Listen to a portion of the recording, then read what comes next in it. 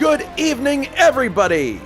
It's a new year and a new Formula One championship for ISO 1986. Tonight, it's round one of this series, coming to you from Jacarepaguá in Brazil. Cars are just finishing their qualifying session. Richard Wilkes throwing down the gauntlet early.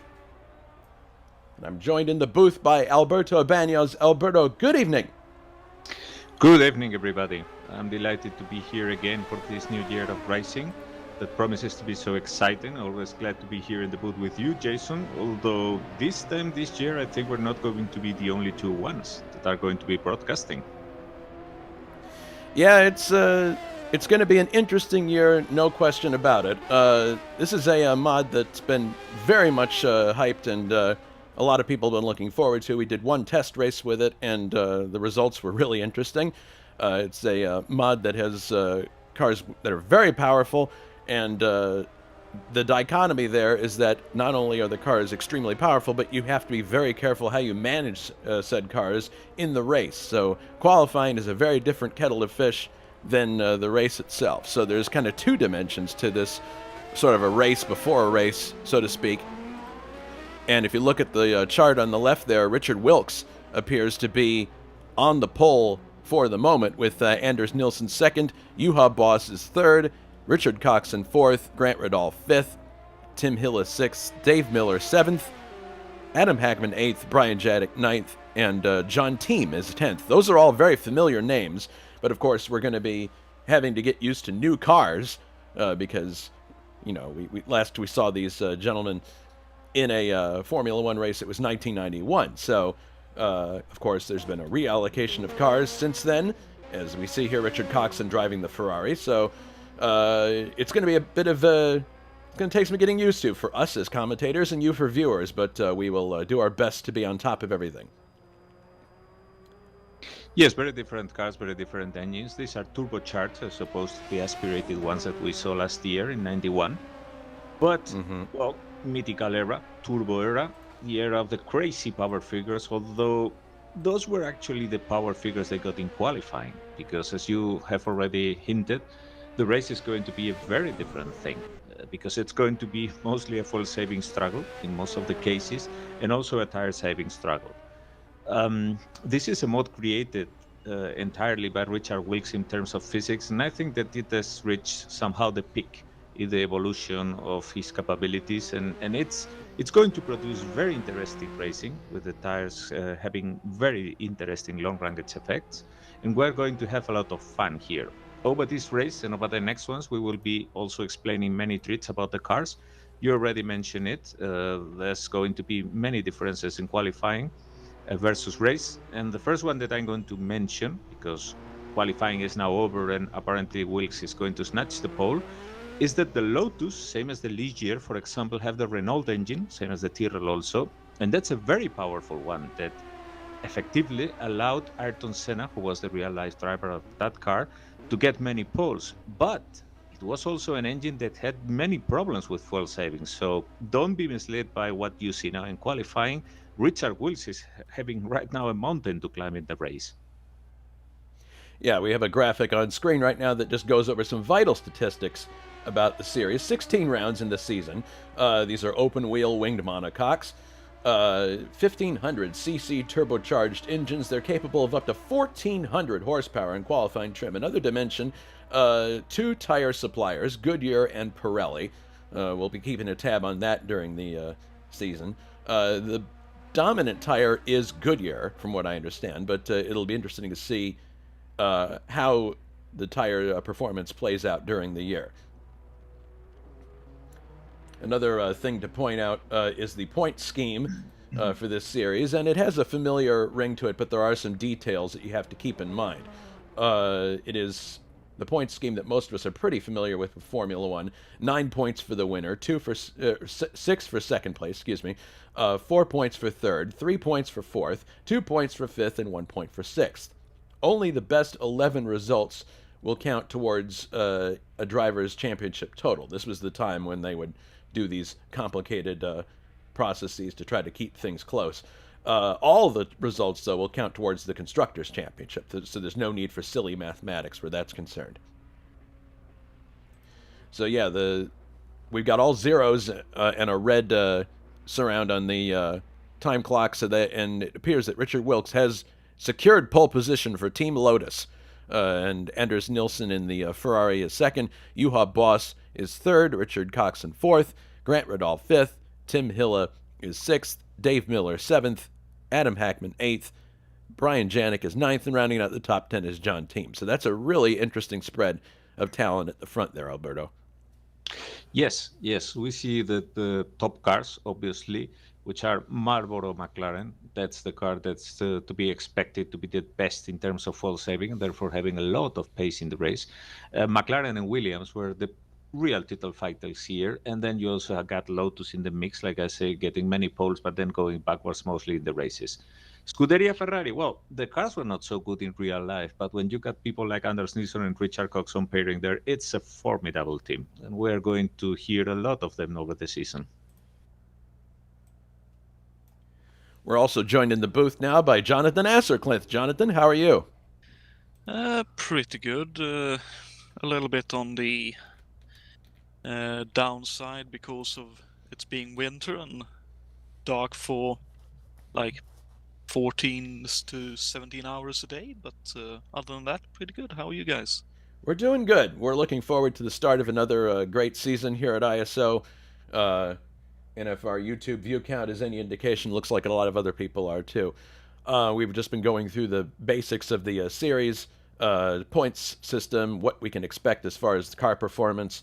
As we go through the warm-up and we look at the cars, I have specific information provided by Mr. Coxon that I will be relaying, which will give us a better idea of what the cars were arranged for in this particular race, what the teams are doing, both historically and, it appears we are restarting the server now. So just taking care of a couple of housekeeping issues, I'm sure. While that's going on, let's take a look at the track itself. A lot of people probably are getting a bit sick of this track because we used it for testing purposes, and then we had our test race, and now it's the first race of the season. So I'm pretty sure no one will mind taking a long break from Jacarepagua after this race. But it's 61 laps. Well, except maybe Jonatan, since this is a bit of a consolation for the Swedish winter, I guess, when you look at the screen and see the fabulous, beautiful Brazilian landscape in the summer. I suppose that's true. This is a 61-lap race, or 2 hours, whichever comes first, which is a little over 190 miles. The track itself is a little over 3 miles in length. It's not a particularly notable course in terms of weird corners or strange elevation change. It's actually really flat. It's more famous for the fact that historically, if you go to this race as a spectator, besides getting hit with a fire hose, you're also likely to see the entire course from the grandstands that are along the long straightaway, which is a nice feature of the circuit. But other than that, it's not that notable of a circuit. Lots of constant radius corners, so there's not a lot of double apexes around here. So it's but I still think this is going to provide some interesting racing. What do you think, Alberto? Yes, basically, the track, as you said, is flat. It's a track that has no elevation changes, and therefore, it eliminates one of the problems from the suspension and all that. But it has a characteristic. If you put the track map on screen so that the viewers can see it, it has a characteristic that is quite critical for these cars. It has, as you say, many constant radius turns, but they are high-speed ones. Mm-hmm. Therefore, the car, with all the downforce that it's capable of, and these cars had a lot with those big wings, thanks to the power output they had, they could afford to have a lot of drag, cranking the wings high. And therefore, in those turns, you're putting a lot of stress on the tires. Therefore, tire degradation is going to be a big problem in this race. We got word that most people will be racing with the hard tires that are obviously slower, and others will be putting the mediums probably, but they are going to do maybe not one, but 2 stops. It's hard to believe that anyone is able to do the race on mediums in both stints. So depending on how the strategy pans out, we could see people that go very quick but then drop like a stone, or the opposite, people that are nowhere in the race and all of a sudden appear and start climbing positions very quickly. It's going to be really interesting, and as we already announced it, we're going to provide some hindsight to the viewers about the tires that they are using, because in this mode we get the effect of having the sidewalls marked. So if we are quick to snatch the car during the pit stop, we should be able to tell what compound is everybody using. Which is something that we could not do in F1 1991. We had no idea. We were just guessing as far as what people were going to be using for tires. But now we actually have a telltale, and that's a really welcome feature that we can use in this series. Jonathan, do you have any thoughts on the circuit other than the fact that it gives you something sunny to look at right now?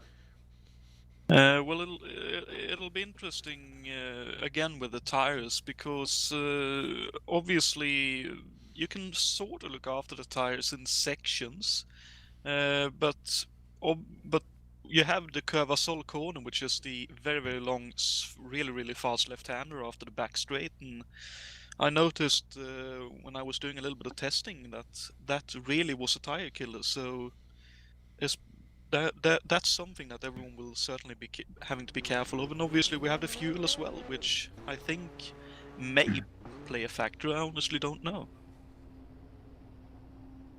All right, server is back up and running now. Apparently we had to make a slight change to it, and it is back up and running in a second. We'll go back to live action in a second here. While we have a moment, let's talk about what's coming up at ISO. Of course, it's a new year, new series, lots of exciting things happening. Let's take a look at what the calendar has in store for us. Next Sunday, we start a new USAC series, 1978 edition. And it's round 1 of 18, the Jimmy Bryan 150 from, where else? Phoenix International Raceway, where we always seem to start and end the year here at ISO. But this is a new version of Phoenix that Alberto's created. Most notably, the dogleg has been massaged and is a bit more historically accurate. And hopefully that part of the track will not catch me out again. But in any case, it should provide some really exciting racing. These cars generate more downforce than the 74 cars we had in 2020. And it should make for some very fast lap times and some very interesting racing. Jonatan Åcerclinth will be your play-by-play announcer for that race coming up next Sunday, January 24th. Green flag waves at 2000 CET.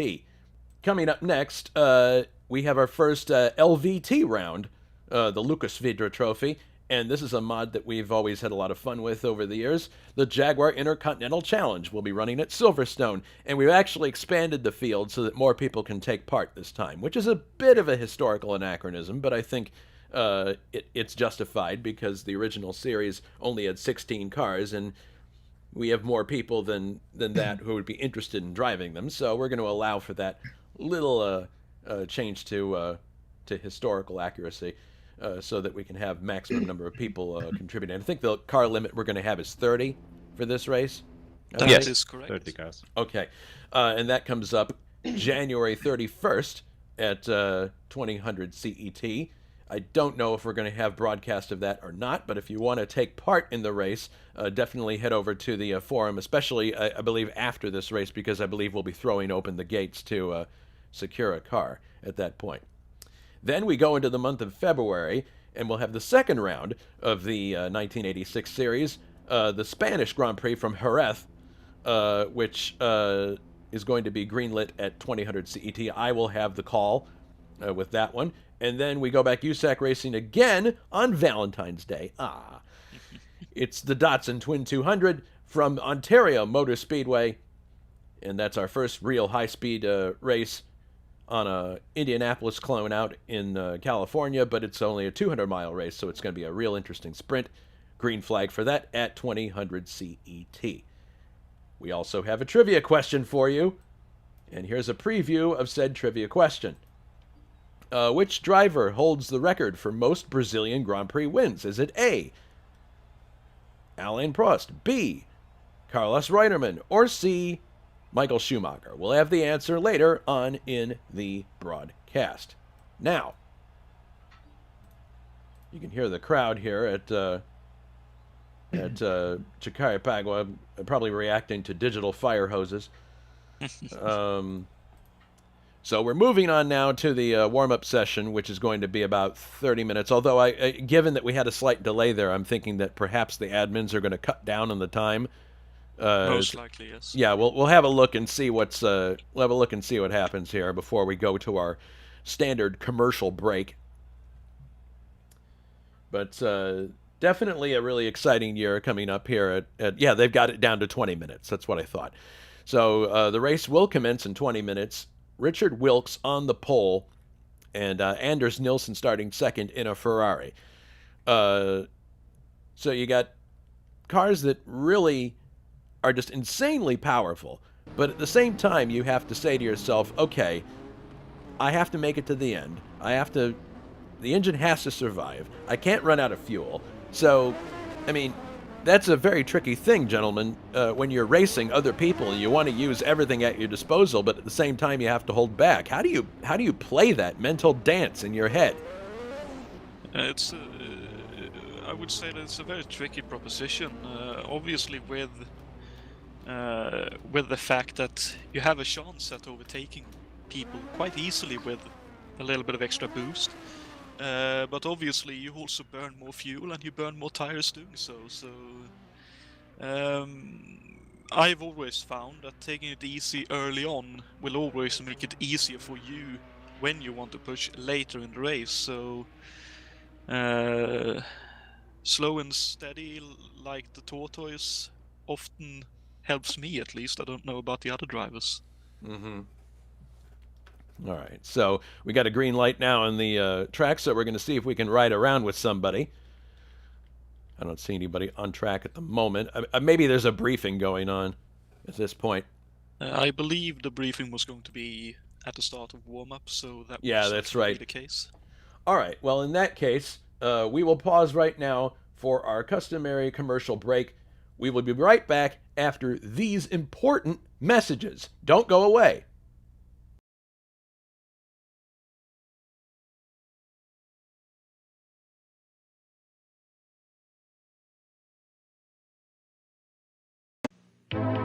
Sweet dreams you can't resist. N-E-S-T-L-E-S.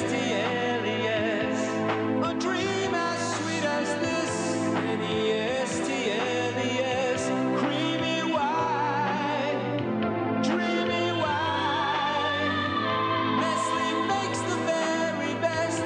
N-E-S-T-L-E-S. Sweet dreams you can't resist. The finer things. Happily, some are affordable, like Grey Poupon Dijon mustard. Grey Poupon has the classic quality of the original French Dijon recipe created centuries ago. A distinctively delicious taste for meats, salad dressings, and sauces. So enjoy one of life's finer pleasures. Pardon, monsieur, est-ce que vous avez du Grey Poupon? Mais bien sûr. Grey Poupon, one of life's finer pleasures. There's only one Formula One Grand Prix race run in this country. This year, the car that won it was powered by Renault. I mention this because we've just brought some of that competitive thinking to the street.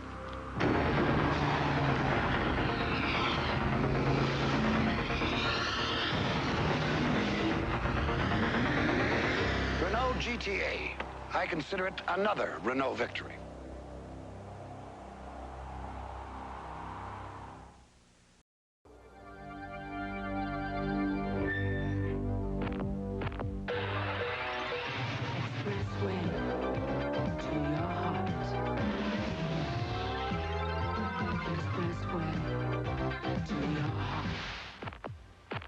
Dodge Daytona Turbo Z. It'll be an expressway to your heart. Get real American values with up to $1,000 back on most 86 American-made Dodge cars. Nissan shapes the hard bodies. Nissan trim cabs are built bigger. Nissan trim cabs are built smarter. Nissan trim cabs are built wider. This King Cab is Nissan's roomiest ever, with more lockable storage space and new fold-down jump seats that hide away. Fuel-injected hard bodies. You need a hard body. Hurry, get 6.7 factory-sponsored truck financing on any new Nissan truck.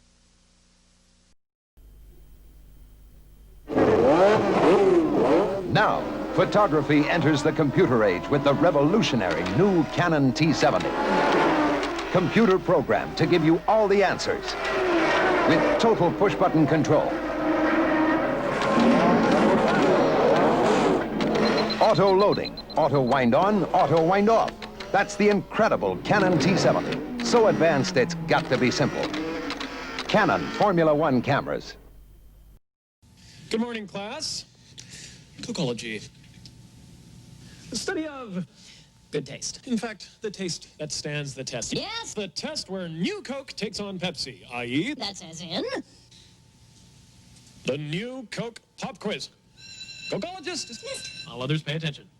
When Coke did take on Pepsi in nationwide tests, more people chose Coke over Pepsi. Prove it to yourself. You'll see why more people are choosing the taste of Coke. Catch the wave. Coke. Now at Renault and Jeep dealers, new low factory financing on most new Renault models. 7.5% on Renault Alliance convertibles and sedans, on Renault Encore hatchbacks. Or get a check from the factory for up to $700 and get 7.9% financing on the all-new two-wheel drive Jeep Comanche. Save up to $1,384. Don't miss this limited time offer. See your Renault and Jeep dealer today.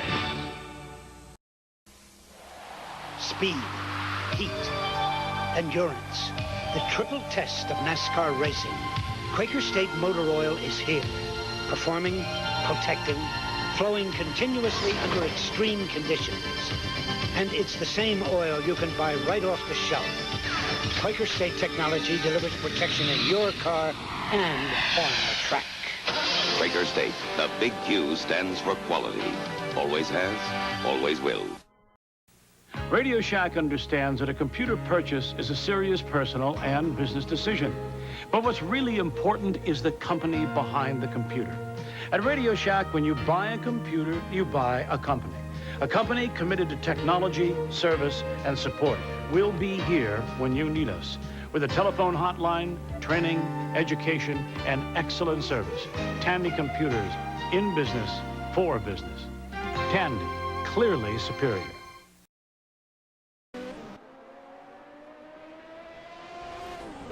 And we are back. So 13 minutes and change to go until the race session starts. And I'm going to look and see if we have anybody who's about to finish a lap, because then we can go on a tour. Kale Michiels is just about to head into the final corner, I believe, as is Fredriksson and Miller. All right. Let's see. It's funny, it's always the last person you can page to. So Fredriksson in third, oh, in first. Oh, Grant's coming off for the last turn here. Well. All right, so let's go on a tour of this circuit with Grant Riddall. This is the pit straight. You can see the pits on the right-hand side. Downshifting now for turn one, a very fast sweeping right-hander. Rolling off of the turn. It's very easy to go off of the corners and onto the grass here, and you don't want to do that because the car actually could get airborne if you hit these curbs. Coming off of this left-hander now, a very fast left-hander coming up. Some people take this flat. Other people are going to have to lift just a bit. Now another right-hander that leads you onto a slightly awkward but a little bit banked, thankfully, hairpin. Now onto the long straight, which is going to be the fastest part of the circuit. The main grandstand's on the right. Going up through the gears here. Taking a bit of a slipstream off of Tiago Canola as he pulls out to overtake. You can see that the circuit here is actually pretty bumpy, which is going to play havoc with some people as they're trying to overtake on that straight. Now heading into this left-hander. Now there's a very quick right-left combination here, leading up to a very tricky left-hander, which actually, if your tires are too hot, it's very easy to run off to the right here and onto the grass. Now heading down to the second to last turn on the course. Very simple left-hander, and now another pseudo-acute hairpin here. Not quite a hairpin, but trying to get off of here as quick as possible. And that is one lap of Jacare... I knew I was going to mess up the name. Jacare Pagua. Let's go for one more lap with Grant while we have him here, because he's got traffic in front of him into the first turn, and Tomas Matusek and another, I think an Osella, is making room from there. Now into the second turn. Bruno Chacon in front of us here. Bruno started the test race in a McLaren as well, and he won the test race. So I think Bruno's one to watch today, if I can borrow the Renault slogan from 1986. We'll see if he can repeat his success in the MP4. Yeah, although I think he will be starting last because he didn't qualify. Oh, shoot. Well, he's got his work cut out for him then. Down the long... I think he wants to take it easy this year. He didn't want the pressure, and he said, knowing that this is a long-distance race, that anything can happen in the fuel saving is so important. I think that his strategy is basically to not get into problems, try to play it safe, and then see where he is at the end, even if this is his home Grand Prix. That's probably a smart strategy. I think a lot of people are taking that strategy here, because even though we did a test race with these cars, the engine life on these cars is kind of an unknown quantity for many, and they're not entirely certain of how hard they can push the car. So there are a couple of people who are intentionally starting at the back because they want to not get away from the grid high revving it. They want to actually be as kind to the engine as possible, which on one hand seems a bit weird, but on the other hand, given all the unknowns that people have with this mod, I guess it makes sense that they would do that. Well, it's the first race. I mean, you got two possible attitudes here. The ones who say, I've got nothing to lose, it's the beginning, let's try something wild and see if it works. And the other ones who say, no, I'm going to be here on the long run, I'm going to try to make points in this season, and I'm not going to throw away even the first race.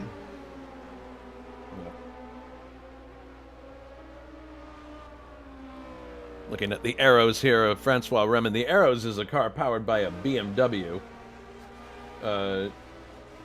We have notes for each of these cars, so it'll be interesting to go through and see what happens. This is a 1985 spec car, the A8. So it'll be interesting to see how it stacks up against the other cars, some of which are new. You can see BMW was powering several of the cars on the grid. Although, what you can consider the factory team, so to speak, the one that got special treatment was Benetton. Those were, at some point, they were the most powerful cars in the grid. And, well, the problem with the four-cylinder is that it has a very narrow power band. It's very powerful, but it's also very picky.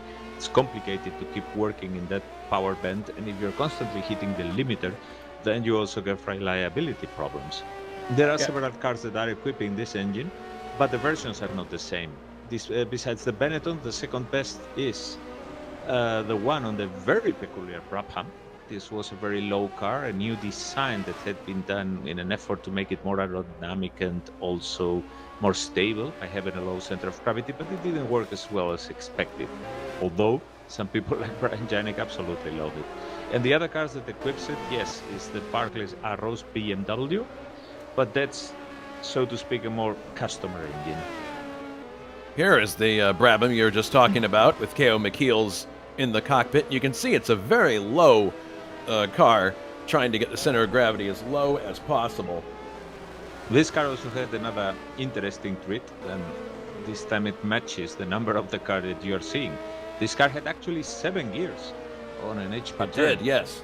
And K.O. McKeel says, well, his left leg is already aching because he has to brake, he has to clutch the clutch and go through 7 gears. He says it's fun as hell, keeping him on his toes, but I mean, between the picky BMW engine and the 7 gears meant to keep it in the power band, is going to be really, really exhausting for K.O. Yeah, in real life, the car was tested at Rio prior to the first race, and it revealed cooling issues with the car, so they arrived at Rio for the actual race with revised cars. Side pods wider and a taller air inlet. And cooling issues, generally from what I can remember from many years of watching racing often occurs in the southern hemisphere for whatever reason, and especially around the equator, which Brazil is one of those places. Yeah. Looking at the Benetton once again, Gabriel Del Piccolo driving this version. Actually, historically, it's interesting. The chassis number 2 in this team was built specifically to accommodate Gerhard Berger because he didn't fit in the original B186 properly and blew an engine as a result. I guess the ergonomics caused him to make a mistake. So they made a new chassis specifically for Berger in the Rio race. The cars, though, are heavier than planned because one of the pieces used to siphon suspension was not made to final specifications. The cars ran with carbon fiber brakes here as well, which is a interesting development. Brembo calipers at the front, AP at the rear. Detailed attention was paid to the engine installation. The chassis tapers around the fuel tank to improve the location of the intercooler. There's a lot of interesting features in this car, and I think it's interesting that Alberto points out that they were essentially the factory BMW team. We'll see how they do during the race in the hands of Gabriel Del Piccolo and David Jakes. Not a stellar qualification for them. They were not very high on the grid, but it remains to be seen what they can do in the race. And in that regard, I would like to point out that Jakes is probably going to be one of the drivers that is going to gamble on something that he recently discovered. We've been talking the whole week about this. Jakes thinks that it's a setup advantage, secret setup advantage, so to speak, thanks to a specific use of the bump stops. But the downside of that, I'm not going to say exploit, I'm going to say that treat of the car is that it's going to be very twitchy. So we'll be watching David Jakes over the race to see if he finally dared to actually set up the car like that, because he said it was certainly quicker for him, and specifically to see what happens when the tires are worn and the fuel is low, because remember there is no refueling in this race. That's the true. The car will be very light towards the end of the race. So let's see what happens, because it could maybe not pay off as much as Jakes expects. Also, we have a Williams team piloted by a familiar face, at least in a Canon and blue and yellow and white car. That would be Dave Miller, and he is partnered this year with Adam Hackman in the Williams team. 3 new chassis for the Williams team: a shallower nose cone, push rod front suspension similar to 1985, revised position for the radiator and the intercoolers, and the car is narrower, so it's lower in the fuel tank area. Yeah, they don't do anything revolutionary when the car has been going well the previous year, as was the case in real life, and also for our Dave. Mm-hmm. Basically was title contender till the end. It's also probably fair to say that this was the factory Honda team at the time. So it'll be interesting to see how this car goes during this series. Also, during testing, Williams had tried a water-cooled variable turbo. Interesting. So lots of high-tech stuff being explored in 1986. Well, it feels like when it comes to technical innovations, Williams, both 486 and later years, were often at the forefront. They were. In the 80s and 90s especially. All right, so 2.5 minutes to go. Predictions, gentlemen. Who's going to win this race? That's a hard one, because beginning of the season, we don't know how people expect. I think it would be very hard to bet against Anders or Richard Coxon, because the Ferraris are looking very well here. But I'm going to set my money on my fellow administrator, Juha Boss, because I think he got a lot of experience. He got the car dialed in as he wants, and the McLaren is a beast. I mean, it has very long legs. It's going to be a very competitive car over the whole race, even if it wasn't the quickest in qualifying. We saw it already in the test race. So yeah, I'm going to say Juha Boss. All right. Well, my pick for the race, I'm going to pick Richard Wilkes because he's looking really fabulous in the Lotus, and I think he's due for a win. He hasn't won a race in a while. Part of that is because of Mr. Wilkes' focus on stuff that goes on behind the scenes. His head is very much involved in creating physics and sounds and doing a lot of the work that makes the league possible. And it's hard to focus entirely on driving when that's so much part of what you're doing day to day. But I have an inkling. I watched him set his pole lap, and he just was absolutely on top form. So I'm going to say Wilkes is going to win this race. What about you, Jonathan? I think I'm going to take a punt at the first-time winner here and say that Adam Hackman might be a dark horse for this win. Could be. I'm noticing that he's a little bit off the pace in this warm-up session, but with my preference for taking it easy early on, and I know Adam does that, I think he might be in with a good shot here.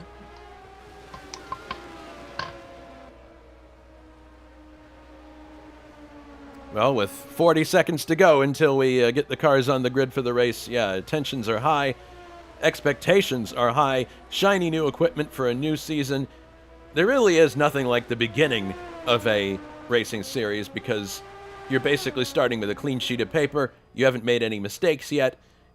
Anything seems possible. Of course, that only lasts right up until the green light goes on, but it is a fun. It is a fun point in the season because your mind is tingling with the possibilities. Certainly so, and it's one of those situations as well where everyone has put in probably the most work ahead of any race, so everyone wants to do well, and obviously that spurs on the tension and the excitement for it even more. That you finally get to get going and finally get to do some wheel-to-wheel racing. Mm-hmm. All right, we got all zeros on the clock, so very shortly we're going to be going to the race session. And once again, it's going to kind of be a crash course here as far as who's in what car. And we're going to be getting used to it along with you, so bear with us, and we'll see how things go. So we're moving now to the race session. There it is. 61 laps on the board. 2 hours is the limit. I don't think we're going to be hitting said limit. 27 cars are on the grid. And Richard Wilkes will be going to the grid momentarily. And Jason, if we can have a close-up of the cars on the grid, we should be able to see the tire compound that they are using for our viewers to see how we are determining it. That's true.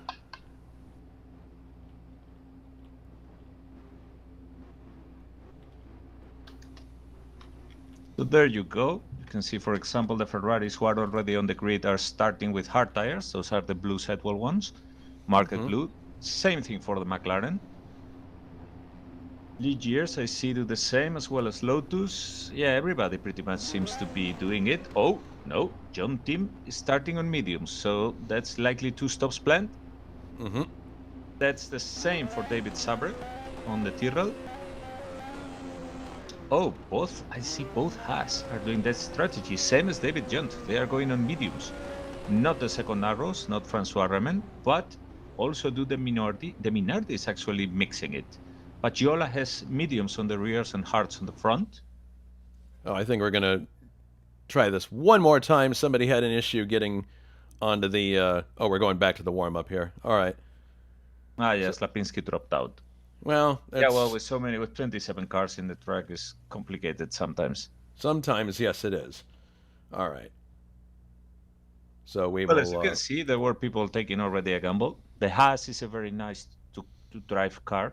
I guess that both are betting on those medium tires for the race, because even if the car is on worn tires, it really gives you a lot of leeway. So I guess they are going to try to be very quick and go for 2 pit stops. And I should point out here, since we are talking about pit stops, that this is not, as we saw them in Formula 191, and of course, anywhere, what you see in modern Formula 1, where the record for the pit stop, I think, was in something like 2 seconds or something like that. No. In the 80s, the pit stops, they were very slow. But what's even more problematic, they were very random. Sometimes the driver decided to enter for no reason in the pits because the tires were going or whatever, and with little notice, and the crew found themselves in trouble. And that is implemented in our mode and therefore that's going to be a big amount of random time. So if you're in for the pits, you could be there 12 seconds, but you could also be 19 seconds or something like that. We're going to have to watch for that, because that's something that can kill your race. So the people who are very aware of this are going to try to do as little as possible, to go as little as possible to the pits. And I think one of the reasons for those fluctuating pit stops as well is that they probably didn't practice as much in terms of pit stops as they would do nowadays. And obviously the equipment wouldn't have been as up to speed as maybe today either. Yeah, they were not even refueling back then, so the pit stops were just meant to change the tires. And they came from the 70s, when they actually didn't even pit stop for the tires. The tires would last the whole race. All right, we are getting ready to go. Race session again. Hopefully there won't be any dropped cars this time. Tense moments. I mean, everybody, I'm sure, has got more butterflies than they normally would to start a race, because it's the first race of the season. Everybody wants to get off to an excellent start. So I can see the West Saxby team also betting for the mediums. Yep. More of the people on the back of the grid are doing that. Mm-hmm.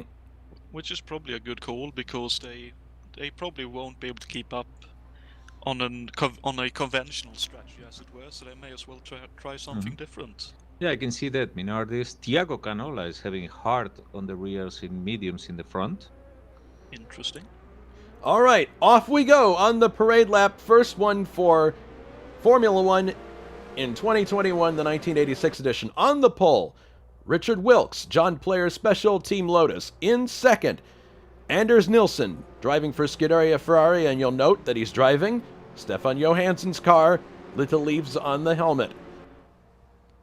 Third, Juha Boss in the Marlboro McLaren International. This is similar to his drive last year in terms of sponsorship. Sorry to interrupt you, but for whatever reason, Gabriele Del Piccolo seems to be having to start from the pit lane. Oh my goodness. Already drama. Fourth on the grid, Richard Coxon, Scuderia Ferrari. And of course, Scuderia Ferrari had a very lackluster year last year. Hopefully they will have a better one this year. Grant Ridal starts fifth in the Ligier. Sixth is Tim Hille in the other John Player Special. Seventh, Dave Miller in Cannon Williams Honda team, car number 5.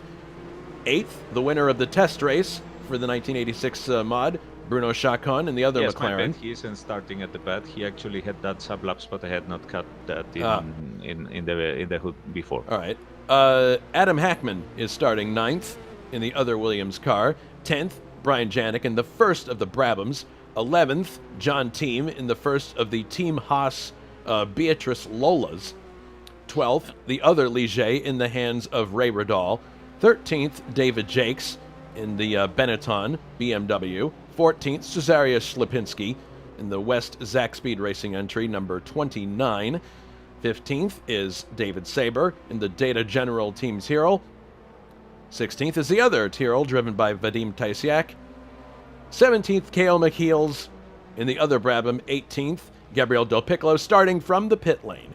19th, Jules Bouchard in the other Haas Lola. 20th, David Yunt in the other, I think this is the first of the Barclay Arrows we've seen. Yes, it is, because there's another one directly behind it, driven by Francois Remin. 22nd is Bruno Paggiola in the Minardi team. He's got some fans watching him on YouTube, cheering him on. 23rd, Mike Olson, driving the other Zach Speed entry, number 14. 24th, Christoph Lichtenstein, driving an Ocella Squadra Course entry. 25th, Tomas Matusek in the other Minardi. 26th, Thiago Canola in the Jolly Club AGS, the only one in the field. And then rounding out the field, we have Jakob Fredriksson in Ocella Squadra Course, car number 22. That is your grid for the first race as the cars are coming up to the line right now. Yeah, the back of the grid still not even past the last turn, although the back of the grid has to start slightly, well, nearly in the corner. The last cars are slightly sideways when they start. It's the case with Jacob. But he's there, Starters orders. Everybody stand by for the start of the Brazilian Grand Prix. Lights are on. And the race is underway. Cars peeling away. Wilkes gets a good jump. It looks as if Juha is coming up alongside of Nilsson. Nilsson falls back precipitously. Look at that. We have a Ligier coming through into second place. It is Grant Radal going into second place. Juha Boss drops to third. Dave Miller fourth. Anders Nilsson fifth. My goodness.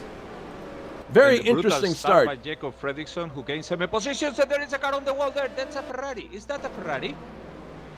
There's a yellow flag back here. Not sure what's happening. Richard Coxon's in the wall.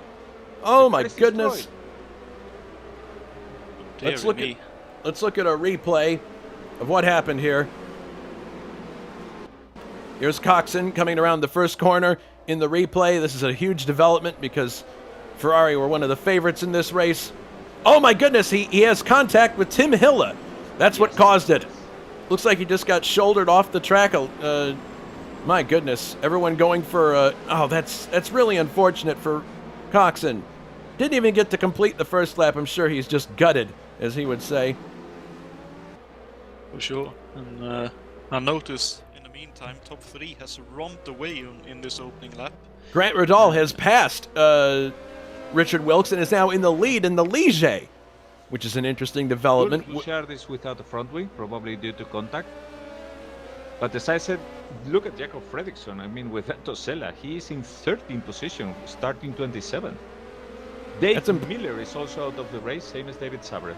Oh my goodness. Dear me, so probably more trouble, most likely in turn 3, I would guess. Probably, as the cars have completed lap 1. Grant Radal coming through here in the lead. Richard Wilkes also with a damaged car. Both cars must have been lagged at the start of the season. Oh, man, there's a McLaren spinning there. That was Bruno Chacon without rear wing. Oh no! Well, there goes Bruno's chance to replicate the race win that he enjoyed from McLaren in the test race. But you see the cars coming around here. Looks like people are starting to spread out a little bit, but lots of contact on the first lap. I think a lot of people looking to get an early advantage, but unfortunately didn't pan out. Richard Wilkes has a little bit of a gap now between himself and the leader, Grant Radal. Juha Boss closing in.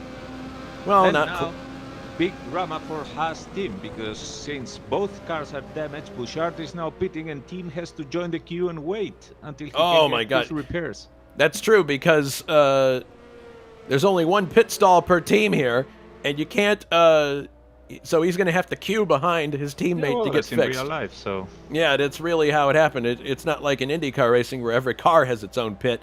Only one pit per team in Formula One. Riding on board now with Juha Boss, following Richard Wilkes. I think it's really interesting that Grant got the drop on Wilkes on lap 1. Do you think that was a strategic move on Wilkes' part? He's trying to save the car? Yes, obviously Grant is trying to go quicker and do less pit stop. More pit stops than the case of Wilkes, and Wilkes is taking it easy. And look at now, David Jakes just overtook on the outside Cesarius Lapinski, who was in a surprisingly good 8th position with a sack speed. But now Jakes is really going for it. I mean, he started bad, but he didn't qualify as high as you would expect. But man, he's now flying through the traffic. Oh, he just overtakes Adam Hackman now, and now he's overtaking. Well, I believe that was a car that was a lap down, but now he's up to 7th place. Yeah, just Bouchard, who just did repairs. Yeah. So David Jakes moving up quickly here. We're accustomed to seeing him do that in the race, so we'll see how things progress with the Benetton team.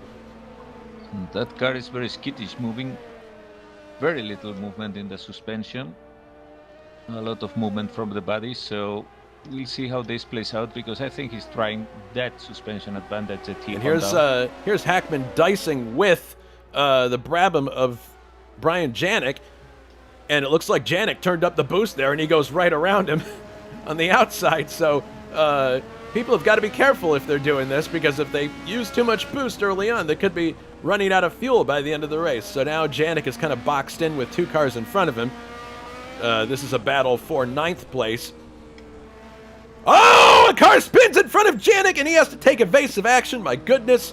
Thankfully, everyone's okay. That was Slepinski, who was in 9th place, and now trying to maintain his position. He actually does. My goodness. That was a very hairy moment. Thankfully, nobody had any contact, and everyone's okay. Lots of repairs there for Bruno Chacon and John Team. Now Bruno's finally exiting the pits. But that has hurt absolutely his race. Well, it'll definitely be damage limitation from here. The car should, as long as the suspension is still somewhat okay in both cars, at least the McLaren should be able to pick up a points finish here. Because yeah, the Bruno's car is, only benefit at this obviously point is having one more lap of fuel. Indeed, we'll simply have to see what happens. Wilkes seems to be reeling in Grant at this point. We'll see what happens as they as the laps unwind here. But interesting. These cars both run the same motor, I believe, the Renault. Yes. So it's really equipped with the Renault. So here it's a battle of, and here comes Wilkes now. It looks like he's getting ready to possibly retake the lead. Heading into the second to last corner on the circuit, and now we're heading into the final corner. We'll see if Wilkes is able to streak by him on the straight here. It's kind of a short straight. I don't know. He's going to have to be quick. No, he's too far back at this point, but he's maintaining contact with Grant. He's not letting him get too far away. Yes, and Juha is also on his toes. Yes, he is. Juha right behind in 3rd place in the McLaren that he's used to driving in 1991 spec, but now he's driving 86 spec. How is Juha with this car? I know he wasn't a fan of the 91 car in terms of handling. Is he any more of a fan of the 86 car? Well, at first he said it understeered a lot, which is true because that's how LM Pros like these cars, but in the end he was coming to grips with it thanks to setup and practice. And, well, it's a very nice car. It handles very well. It drives very well. It's not the quickest. Obviously, it's very quick, but it's not the quickest of the cars that there are in the race right now. But it's really a great race season contender because he was trying to overtake now Wilkes. Because the fuel use in this car is absolutely brilliant. And that's his main advantage. Well, he took a look up the inside going down the last, or going into the backstretch turn there, and it didn't pay off. But I think it's interesting. Like I think all three of these drivers could crank up the boost and just streak by if they wanted to, but they're probably playing a bit of a cat and mouse or a chess game right now, and they're trying to see, where do I really want to be right now? Held back by the Renaults because he has better fuel consumption, which means on the same boost, on the same consumption, he can go quicker. So he's probably still in doubt whether to crank up the boost and overtake because that will make him waste a lot of fuel in a little time. So he must be sure that he can overtake. And there are two cars too close together in front of him, so that's what's probably... Oh, there he goes, up the inside! Oh no, both cars spin off the track, no! Oh, what a disaster! And contact! Wilkes hits the barrier! He's backing up, trying to rejoin, but he's going to have to go to the pits for repairs in any case. Juha, my goodness, let's look at a replay of that. Just too close between the two of them. Right there's the contact. Juha going up the inside, and Wilkes turns in, doesn't see him there. Frankly, that was Wilkes' corner. Yeah, what happens here is that probably Wilkes wasn't expecting Juha to make a move there because it's such a short straight. But because Wilkes was held a bit by the car in front, Juha was able to actually sneak by in such a short distance, braking late. I think it was something 50-50 because Juha was already like nearly in the middle of the other car. And Wilkes obviously didn't see it, but just because he obviously didn't expect it. And Juha was defending. Juha is still in 4th place, so you got to wonder what's going on inside that helmet. I'm sure he's thinking to himself, God, but the thing that you have to do as a driver now, even if you regret being in that situation, you have to put it out of your head and focus on driving. And That's going to be the challenge for Juha going forward, is he has to file that away, deal with it later. I'm sure he and Wilkes are going to have a conversation about that in the paddock afterwards. A mature one, because they're is going to shout at him for a long time. Well, cooler heads will likely prevail. These are two gentlemen who are passionate but also reasonable, and I'm sure they'll talk about it at some point. Shout is back in the pits, so it seems that whatever repairs he did didn't really work out well. Well, the interesting thing here is the demise of Richard Wilkes actually elevates Tim Hille in the other Lotus to third place. So all is not Wilkes is now gloomy. entering the pits. Okay, He's so 13th position. Whoa, he misses the entry because with that lack of grip in the front. So that also elevates Anders Nilsson to second. Your pick to win the race, I believe, Alberto. No, my pick was Juha Boss. Oh, that's right. Was Nilsson your pick, Jonathan? I forget. No, but Alberto mentioned him as a very possible winner. And Jakes has been elevated to fifth with all this brouhaha, so I wouldn't be surprised if we see Jakes vying for a podium before this race is over. Ray Radal in the other Ligier is running in sixth. This is going to be interesting because Christoph Liechtenstein just spun. Goodness. Yeah, he's entering the track safely. No problem, no damage. He didn't hit anything. On board right now with Brian Janik as he is following Adam Hackman.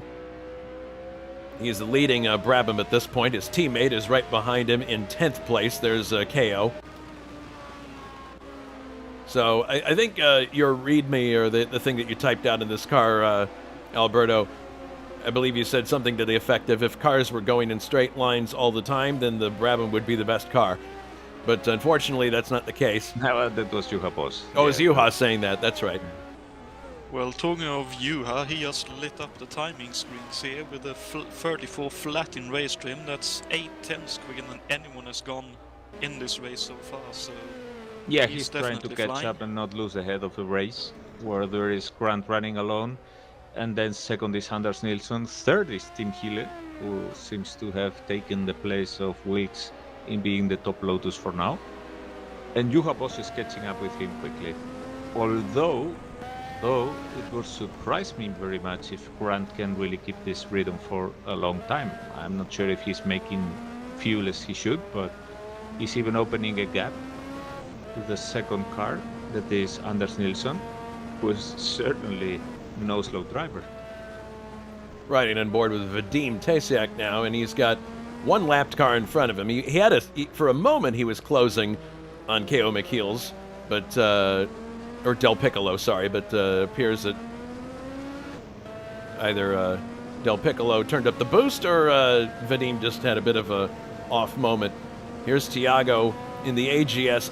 He's right behind Vadim, but he just doesn't quite have the momentum to overtake him at the end of the straight. This is the only AGS in the race, and it's one of the cars that's designated as a one-off for the entire season. Actually, not Wilkes that bad. Is back on track. He's in 20th position, but climbing up. All right. Well, he's going to have to work hard if he wants to score points now, but we'll see how things go. Limitation for him now. Yeah, I mentioned before that Grant Radal is driving in the lead in a Ligier, and we've got Ray Radal, his dad, in the other Ligier. I think this was on purpose to just make our lives miserable in the broadcast booth, because we have two Radals and two almost identical-looking cars. For those of you at home who can't see the text on the top, it's going to be Ray Radal as the he drives with the dark helmet, and then Grant Radal is in the light helmet. So that's the way you tell the difference if you can't see the number of the text. What were you saying, Alberto? Sorry. Sorry, that Christoph Liechtenstein is running without wings, and that Osella looks like a Formula Ford. Going back to the pits, and it seems that the car is also a bit, well, obviously that lack of grip. Hopefully there's nothing wrong in the suspension, but it's still some ways to the pits. Some cars are making by safely. And Juha Boss is starting to close in on Tim Hilly here, so we could have a battle for third place. Hopefully it won't turn out the way the previous battle Juha had.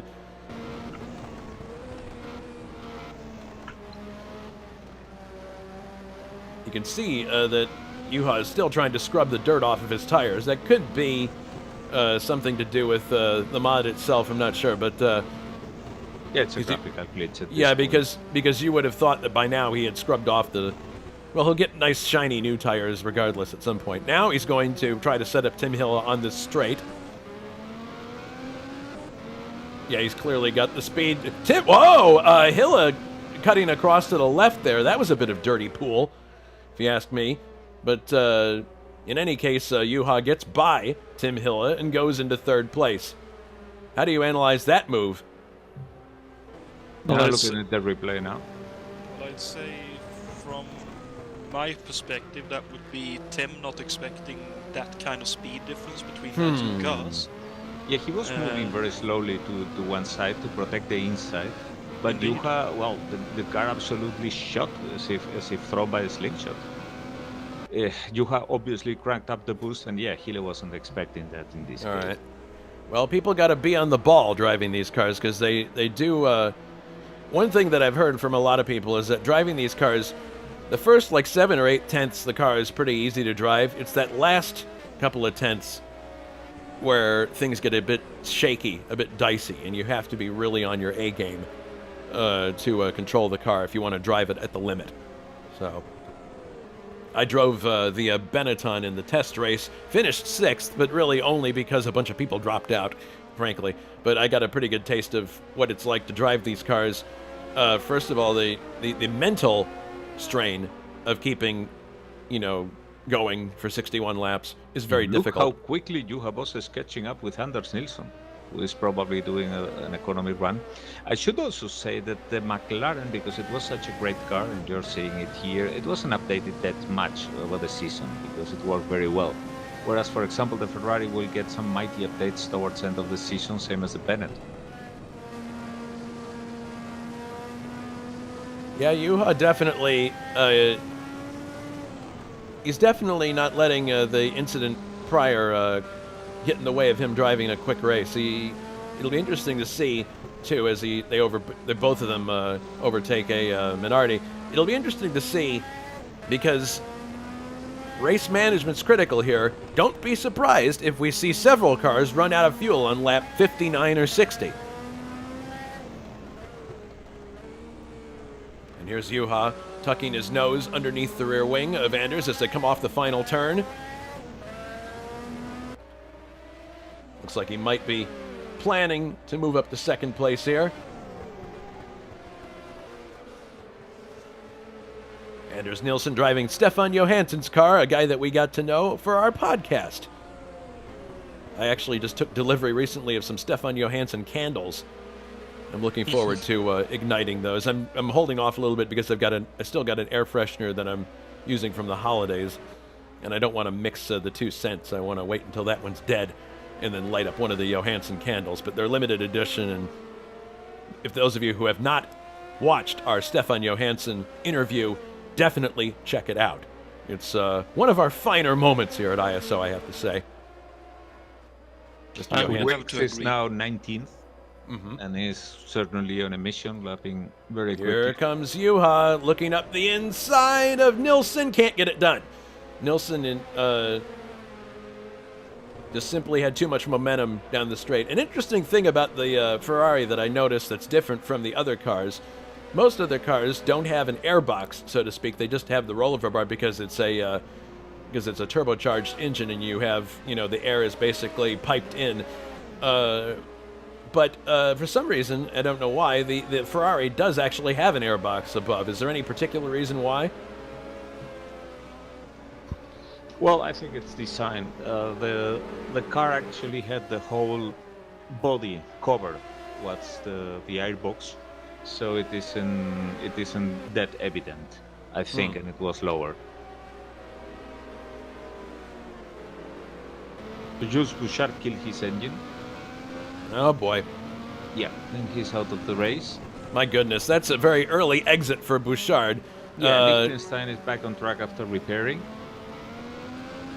just lapped now by our leader. Yeah, it'll be interesting to see if the Ocellas actually finished the race, because they were not renowned for their reliability in 1986. As speak of the devil, here he is just in front of the second place car of Nilsson.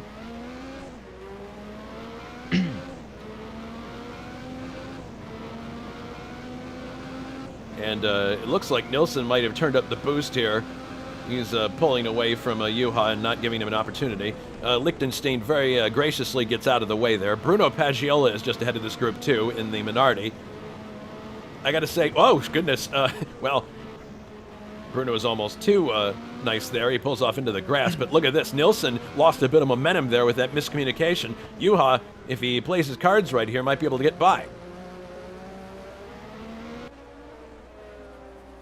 Yeah, after the incident with Wilkes, he will be being way more careful, you can expect. Francois Remen says that he hit a bump before the hairpin on full throttle, and the car snapped and it was gone. So we talked about the bumps. We don't know what happened to Dave Miller, but David Saber says that coming out of the turn, he found the Williams looking the wrong way, and so it seems to have been a collision between Brits that ended with a race of both. Well, the good news is that this is a 16-race series, and there's plenty of time to score points. And, of course, there's also that feature we talked about, only the top 11 results count. So that will have a telescoping effect towards the end of the series. And by being boxed behind Anders Nilsson, Juha Boss is now watching Tim Hille get too uncomfortably close to him. Yeah, this is going to be a three-car battle.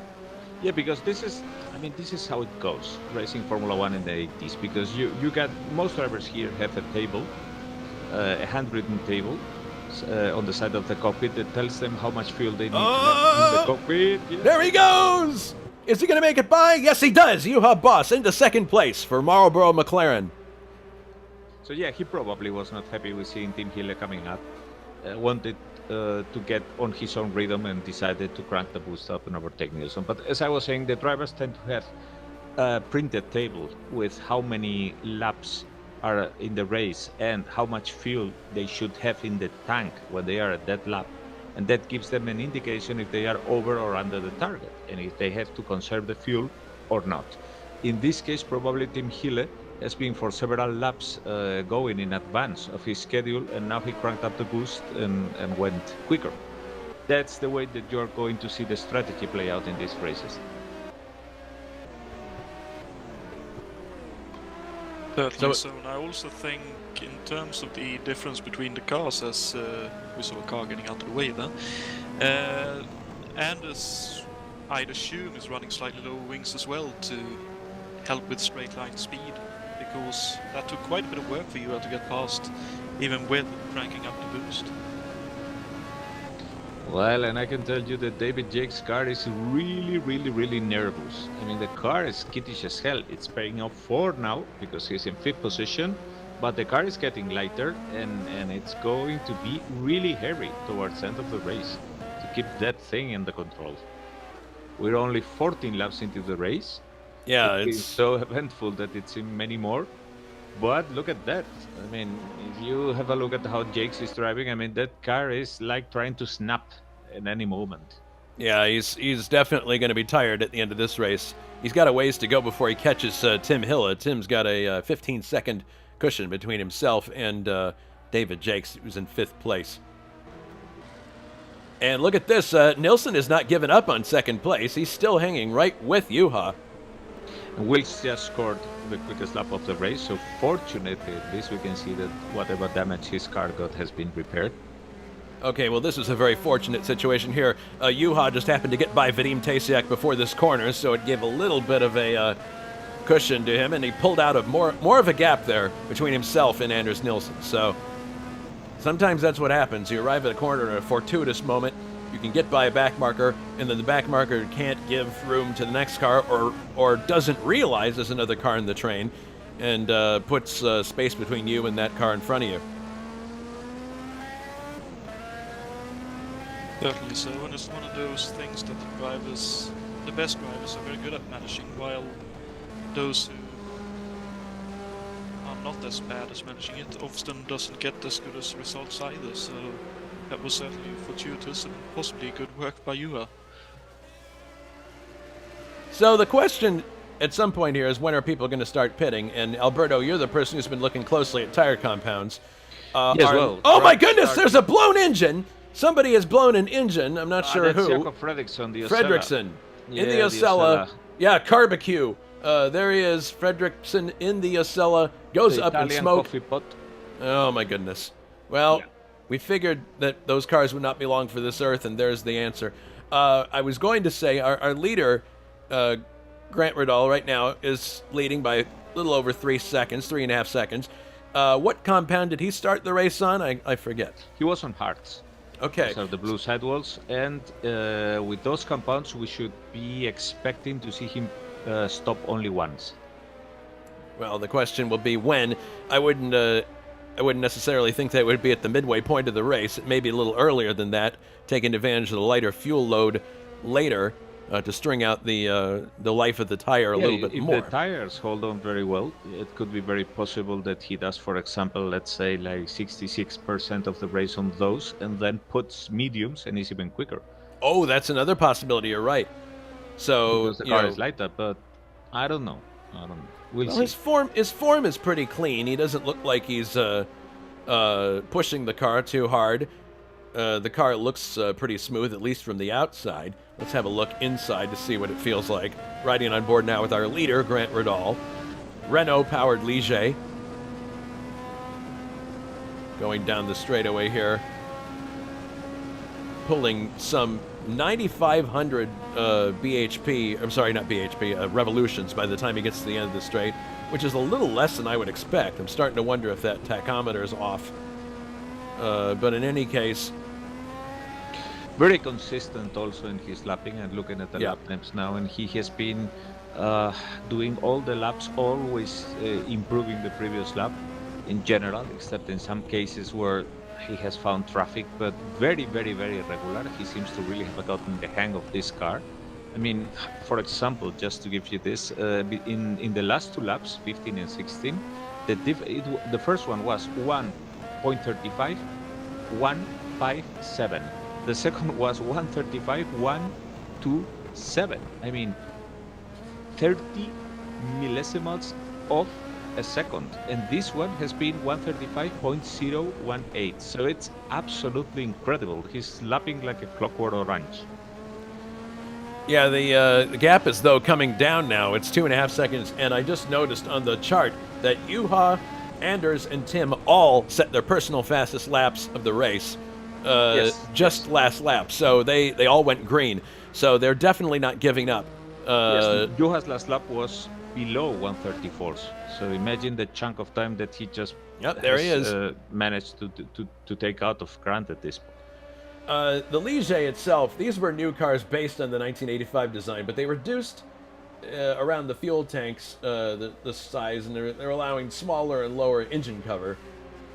Push rod suspension, replace the rocker arms at the rear. The aerodynamics are refined, new wings, so it's more of an evolutionary design than anything else.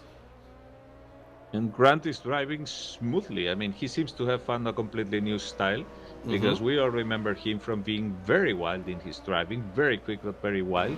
And my goodness, he has been able to adapt, because he's driving really silk smooth with this Ligier. He seems to have learned the lesson and to know what the car wants. And I think that's the treat of a really good driver. A really good driver is not a one-trick pony. He's someone who'll be able to adapt. Yeah, it's going to be interesting to see when the pit stops come up how this all shakes out, because there is a variable pit stop time built into the mod, is there not? Yes, I explained that before.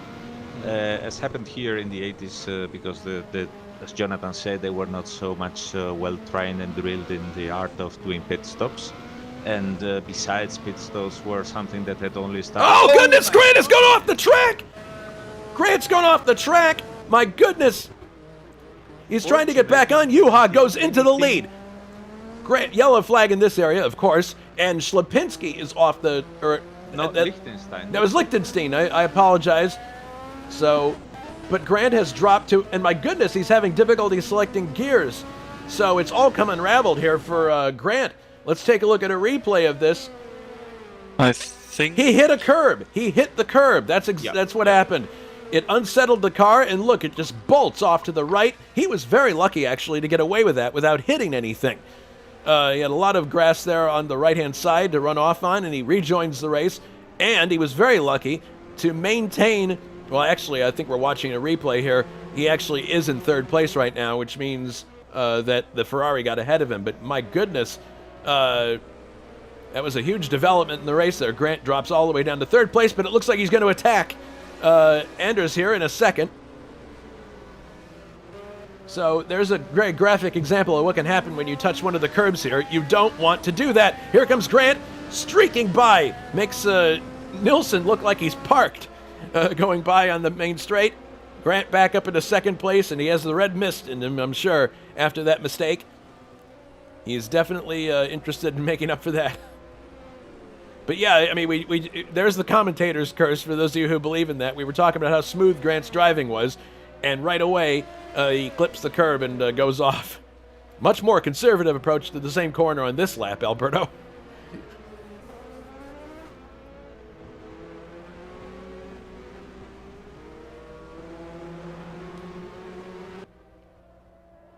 Yeah, that's certainly one of the more dangerous corners on this track, and I noticed there was a yellow there. I think that was for Liechtenstein, who might still be parked in that corner. Yes, as race control, sorry, I did not replay, but as race control just removed him from the game because he was running on a crippled car with one wheel on the air. Oh, and well, that's too slow, and that was a danger on the track. So Juha, the beneficiary of some good fortune here, taking advantage of, like we say, OPP, other people's problems, and is in the lead for Marlboro McLaren. So we'll see what pit stops reveal here. What tires did Juha start on, Alberto? Hards. The McLarens were on hards. And I'm gathering that that's probably the choice that most people chose for this. At the top, everybody was on hards mostly.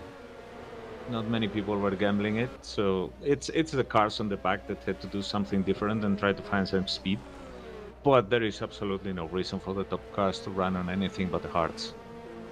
Also, remember that the tires are the same for everybody, and because the top cars are going quicker and putting more stress on them, they have even more problems if they go to a softer compound when compared with a slow car. Yeah, well, I mean, it depends on what the difference is between Pirelli and Goodyear in this mod.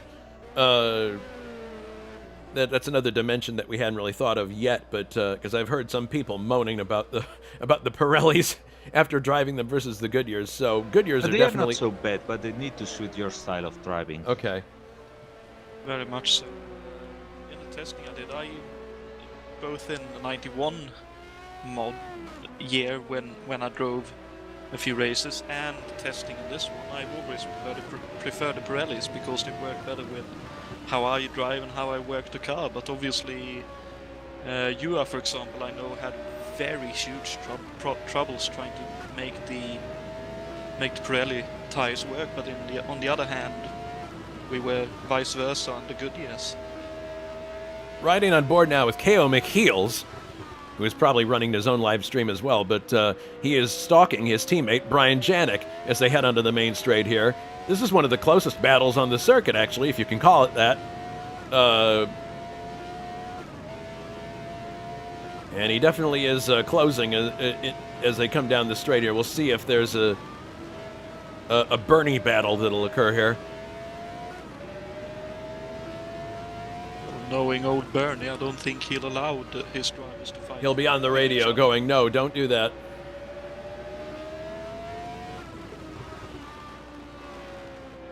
Cars driven by Elio De Angelis and Riccardo Patrese in real life.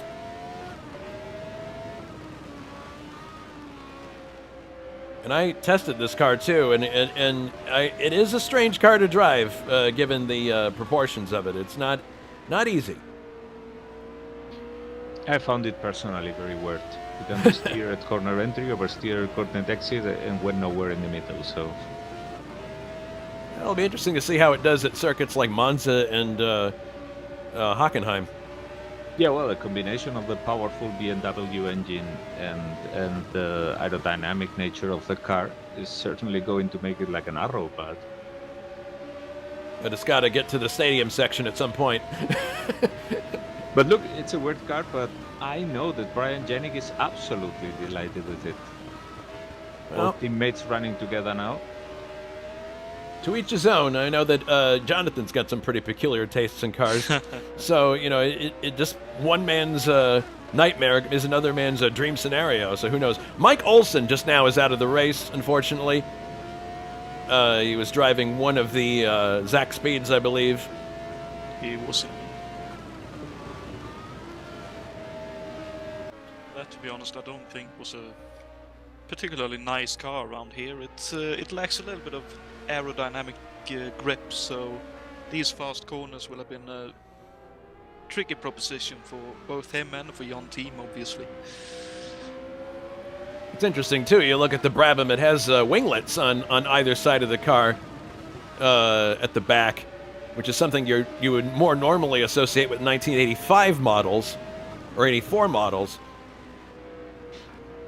Most everybody else had dispensed with that kind of stuff by this point.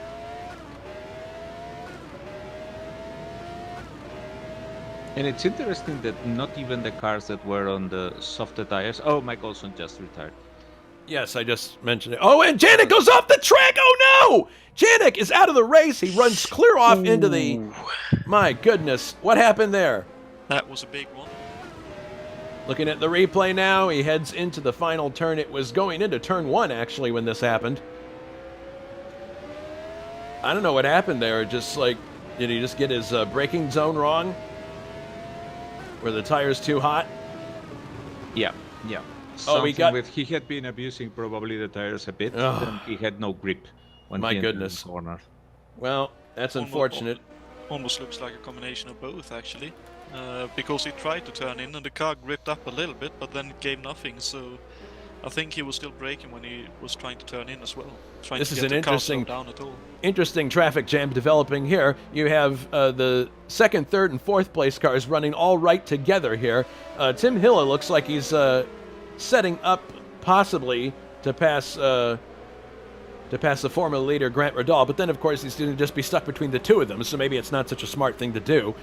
They're heading on to the main straight here. We'll see what happens. This one is already by, and you can see what happens. I mean, Grant was a real rocket at the beginning of the race, but now he clearly has been scared by the fuel indication of his onboard computer or his Here comes Tim Hille. He's going backwards. Tim Hille looked like he had the momentum to get by Grant, but thought better of it before they got to the end of the straight. 24 laps into the race now. We're on lap 25. And there's Piaggiola making room for everybody.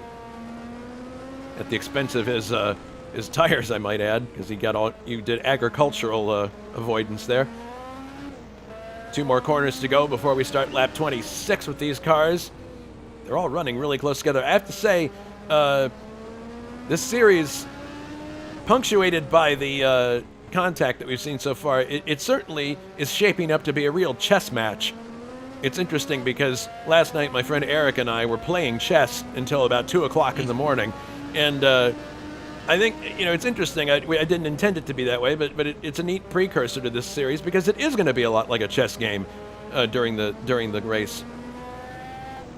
Because you can make certain moves on the track that in the short term might get you something, but in the long term you might be giving more up than you want. Yeah. So this is going to be a thinking man's series, I believe. Yeah, like I said, expect the cars to be like yo-yos on the race because they are going to, depending on the fuel situation, on the tires and all that, they are going to be up, down all the time. I mean, look at Grant. I mean, he seemed to be vanishing into the distance at the beginning of the race, and now he's hanging for his life in third position, and with Tim Hille already sneaking by him. Well, I should say also that Jakes is now lapping way quicker than all the cars in front. Mm-hmm. So he will be catching up with them in some time because the distance is quite big. But at the speed that he's going, yeah, he should be able to make it. Okay. Yeah, the gap is roughly 13 seconds between himself and Tim Hilla, but yeah, but he's lapping about 1 second quicker. Well, we'll see. Juha starts another lap now. And quietly, Gabriele Del Piccolo, thanks to retirements and some discreet but effective driving, is now in 8th position. Yeah, that is gone unnoticed a little bit, but so we could see a potential situation where Benetton has 2 cars in the points by the end. We'll see. He's driving Teo Fabi's car, or as Uncle Bobby would like to say, Teo Fabi. Fabi. And Wilkes is now in 12th position and is, there is another car which a lap down, although the timing depends on when they cross the start-finish line. But if he catches up with KM Kills, I think he will be already in the lead lap. Another guy that's moving up the list quietly is Tiago Canola driving the AGS. Yeah, incredible that he's there with the AGS. Excellent driving there. To do that with an AGS is, well, nothing short of incredible. It's got a really funny kind of bump in the front to kind of aim the air over the helmet, but when I was testing the car, I found it very awkward to have that immediately in front when I'm trying to line up the next corner. Well, it's certainly a car that did not turn heads in Formula One back then. Yeah, it is not a beauty queen, that's for sure. The Benetton, on the other hand, has a very interesting paint job. Very colorful. Also, Cesarius putting the Sax speed in the top 10, which is quite nice. Oh, that's true, yeah. Oh my goodness, he does a nice 4-wheel drift in the Zach Speed there. Zach Speed's also interesting. It's one of the few cars that makes use of what we would call in the modern era barge boards. You can just see them on either side of the radiator inlets. They're mounted a little farther out than what we're used to seeing on modern cars, but they're there. And it seems that Grant has requested a pit stop to his crew. Ah, okay. So the plot thickens. Grant's dropped to 4th. The automated one, but well, it may be because Grant has dropped to 4th just now, so he might be. Typically when you scroll through the menu, it's not uncommon to lose concentration for a minute. So we'll keep an eye on him and see if he heads for the pits this time around. But I'd be willing to bet that he's definitely going to take on fresh rubber now. We'll see. Yeah, sometimes it's also the case that you bring up that menu because you're basically willing to modify one of the options and then it disappears again because you're not going to take the pit stop by then. I mean, imagine, for example, that he's thinking about he started on a strategy to put on a single stop and then change again to hard tires and thinks, well, the car is running quite well here on the hards. If I can stretch it a bit more, then I could switch to the mediums. Possibly. But if he stops now, he'll be stopping pretty much just a little bit ahead of half distance. No, he's in Here he comes. Yeah, he's coming in the pits now. So here comes Grant Radal to make his stop. Whoa, on the grass Careful, there. careful. Let's watch now the sidewheel of the tires, what he will be doing. So, there's the hards now. The car is on the jacks. And he got hards again. All right, so hard tires again. Yeah, not going to risk it. If it ain't broken, don't fix it. And I think that was a smart choice based on how many laps he has to go. Quite frankly, I think that he. I mean, it's not even half race. It's interesting. Then maybe the case is the hards with a full full of tank fuel. He's basically eating them. So he had to start before the end of the half stint, but he's confident probably that the new hard tires that he has put, because they have to bear with way less fuel, way less weight in the car, they are going to make it at the end easier. Well, it'll be interesting to see if anybody else comes in pits. We're watching Juha, the leader now. He's coming up to... Ryan, the same car, is not entering the pits, which is interesting. All right. No, Juha is going to stay out. Although Grant, with the advantage that he gained, was able to stay in front of his teammate. And the gap, Jake's, of course, now is in 4th place as a result of Grant's pit stop. And the gap is not coming down too much. Jake's is signaling? Yes, he is. He's coming into the pits now. Well, also suffering there a lot. It's that very tight entry is catching many of the drivers. That entry is very much similar to what we would have at Adelaide, so with the extra dirt that is, I believe, is modeled into the Automobilista version of this track. We've seen some dirt being kicked up on different hard lines. tires again. Hard all around for yes. Jakes too. That was also a quick pit stop. That could certainly play a part, and good to see that his team has put in a good bit of work there. Well, he was able to actually keep 5th place in front of Rai. So, and Rai hasn't stopped yet. That's true. So interesting. It's funny, and a bit of Murphy's Law. We have this feature to look at the cars changing their tires at the compound, and of course everyone's going with the same compound. Figures. Juhavos is now lapping Gabriele Del Piccolo, meaning, and Del Piccolo has right behind him. Thiago Canola is fighting for position with Gabriele Del Piccolo. Yeah, he is. No, but he goes into the pits. He's going into the pits too. Yeah. In comes Canola. Trying to psych up Gabriele, letting him know that he was there. Let's have a look at these tires, see what we get. Comes to a stop. Hard tires, you can see the blue H there. Up goes the car. And I'm going to guess hards. Oh, and a car in the wall, that's... And hard tires. Michiels. Oh, no. Oh, dear me. That's unfortunate. He's out. Oh, my goodness. He's lost his rear wing, and this looks quite terminal. Oh, my goodness. Oh, it looks like he had lost it prior, and he was trying to get... Yeah, he's been off course once with an impact, and he was trying to get back to the pits, and he couldn't do it. So that's too bad. Yeah, I'm wondering if this is a curbing situation here again. Let's look at it from on board. Oh, the back end just came right around. He just flat lost the back end. Backs into the barrier. Oh, goodness. Well, that's the end of the race for Bernie's team. I'm sure he's going to be disappointed, but like we said before, and here he is trying to get back to the pits, but of course he's doing it without the benefit of rear downforce, and there he spins again. So he's like, oh, screw this. That's too bad. Thomas Matusek now is signaling also pit. Thomas Matusek is running in 16th place in the Minardi. Yeah, he's moving across now. He's not quite there yet. Let's see. No, he's staying out. Oh, no, wait. I'm sorry. I misidentified the corner. He's got a little ways to go yet.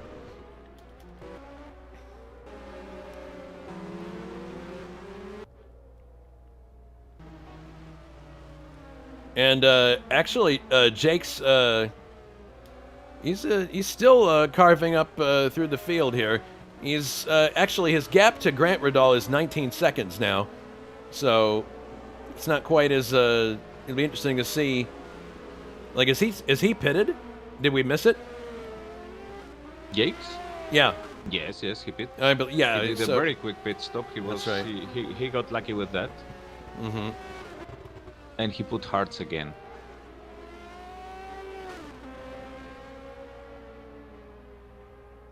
Oh, K.O. McKeels points out in the YouTube chat that his suspension was damaged from lap 1. So he was fighting that car the entire time. So I think it's pretty remarkable he was able to get it as far as he did. So unfortunately... And Wilkes' car is signaling the pits, but he has passed on them. Now he has removed that icon. Okay, so that was probably the automatic. When he pit, he probably got new tires also, obviously. So they are 5 laps younger than the other ones. So Thiago's about to go a lap down here to Jakes, who's in 5th. Thomas Matusek now in the pits. Repeats medium tires all around. No, he had a combination, I think, before. Well, anyway, he's on mediums now, going to finish the race like that.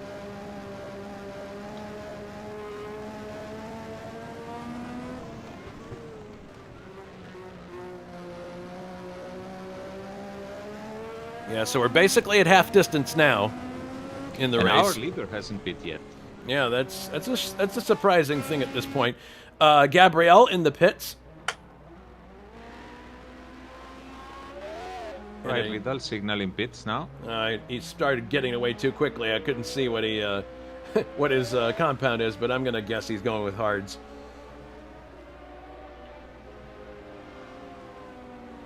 Gabrielle exits in ninth. Is now coming to lap him. No, it's interesting too. Canola is within shouting distance of him too. So here we got a battle for 10th place, or 9th place actually. Now that I think about it, yeah. An AGS against the Benetton. Oh, that's interesting. Something.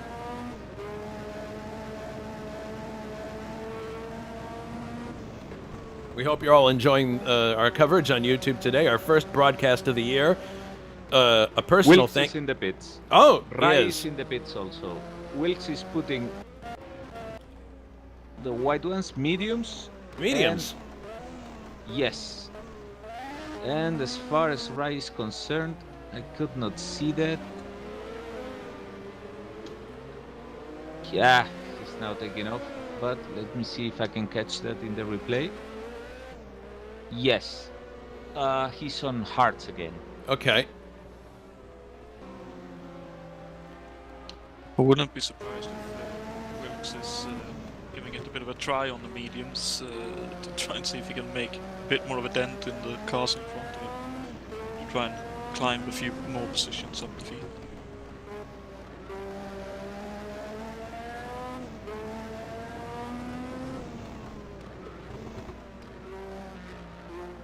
So let's see who hasn't pit yet. David Junt hasn't pit yet. Bruno Chacon is actually overtaking him now. They are 4th position.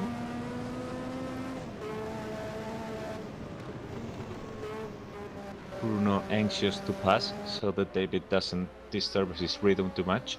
Mm-hmm. But with that McLaren, he shouldn't have any problem. Once they get to the straight, he cranks up the boost and...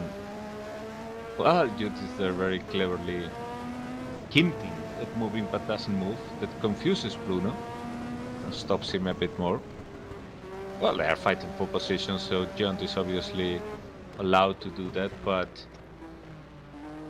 now he's going to, well, yeah, there. Oh no, John actually off brake. Oh, that was close.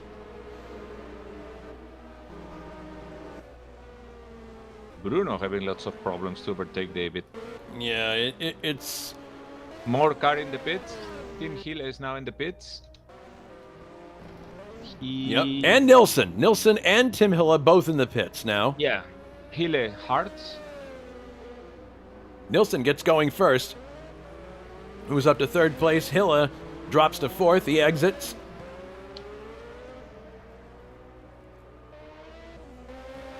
So Hille has put hearts, whereas Wilkes is in mediums. Mm-hmm. And Nilsson is going for hearts too.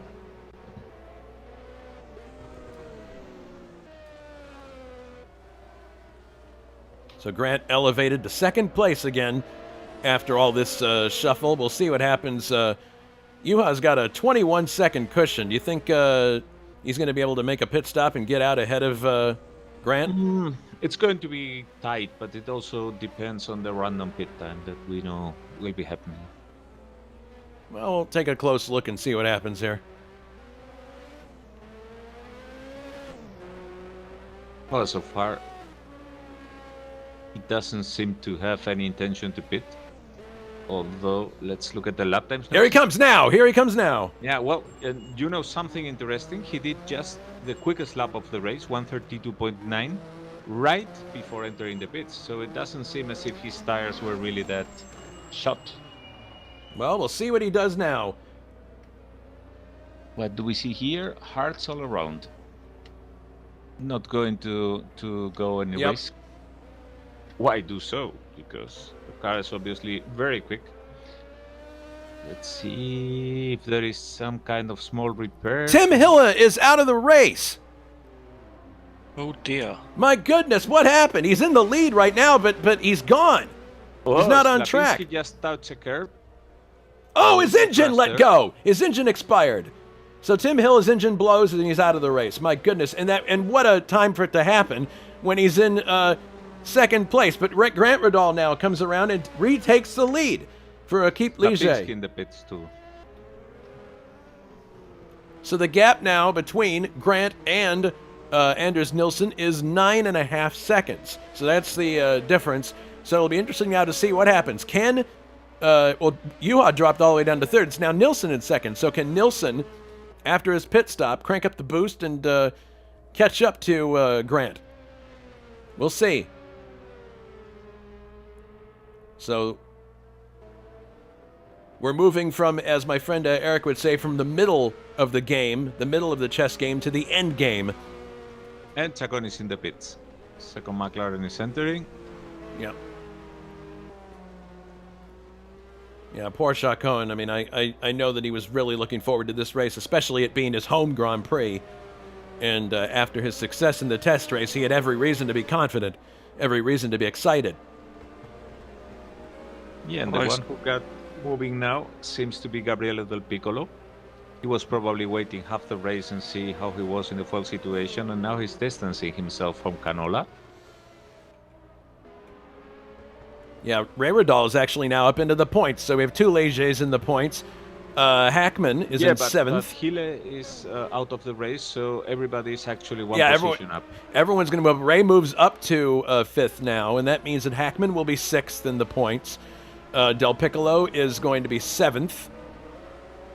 Interesting. Well, I suppose in a way to look at it for... So we got now Grant is leader, Anders Nilsson, and then Juha Boss. Yep. But Juha is catching up very quickly with Anders. Very quickly. So it seems that Anders isn't able to really crank up the boost as much. Well, we'll see. I mean, this is where it's going to get really interesting towards the end here, because we'll see just how much fuel people have left, how much boost they're able to call upon if they need it. Yeah, but the thing is also, Juha now got a head start in this season with a very good car and that, but look, I mean, Anders is really fighting there for podiums and in front of Juha right now with a car that will be improved towards the end of the season. So Juha better collect all the points that he can, because by end of the season, the picture is going to look very different. True enough, true enough.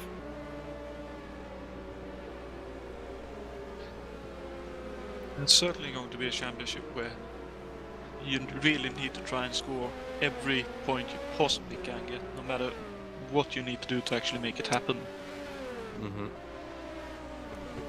Nilsson is 3 seconds behind the leader now. Let's take a moment now. I think probably now is a good time to do the trivia question. So to remind everybody, the trivia question was, which driver holds the record for most Brazilian Grand Prix wins? Is it A, Alain Prost, B, Carlos Reutemann, or C, Michael Schumacher?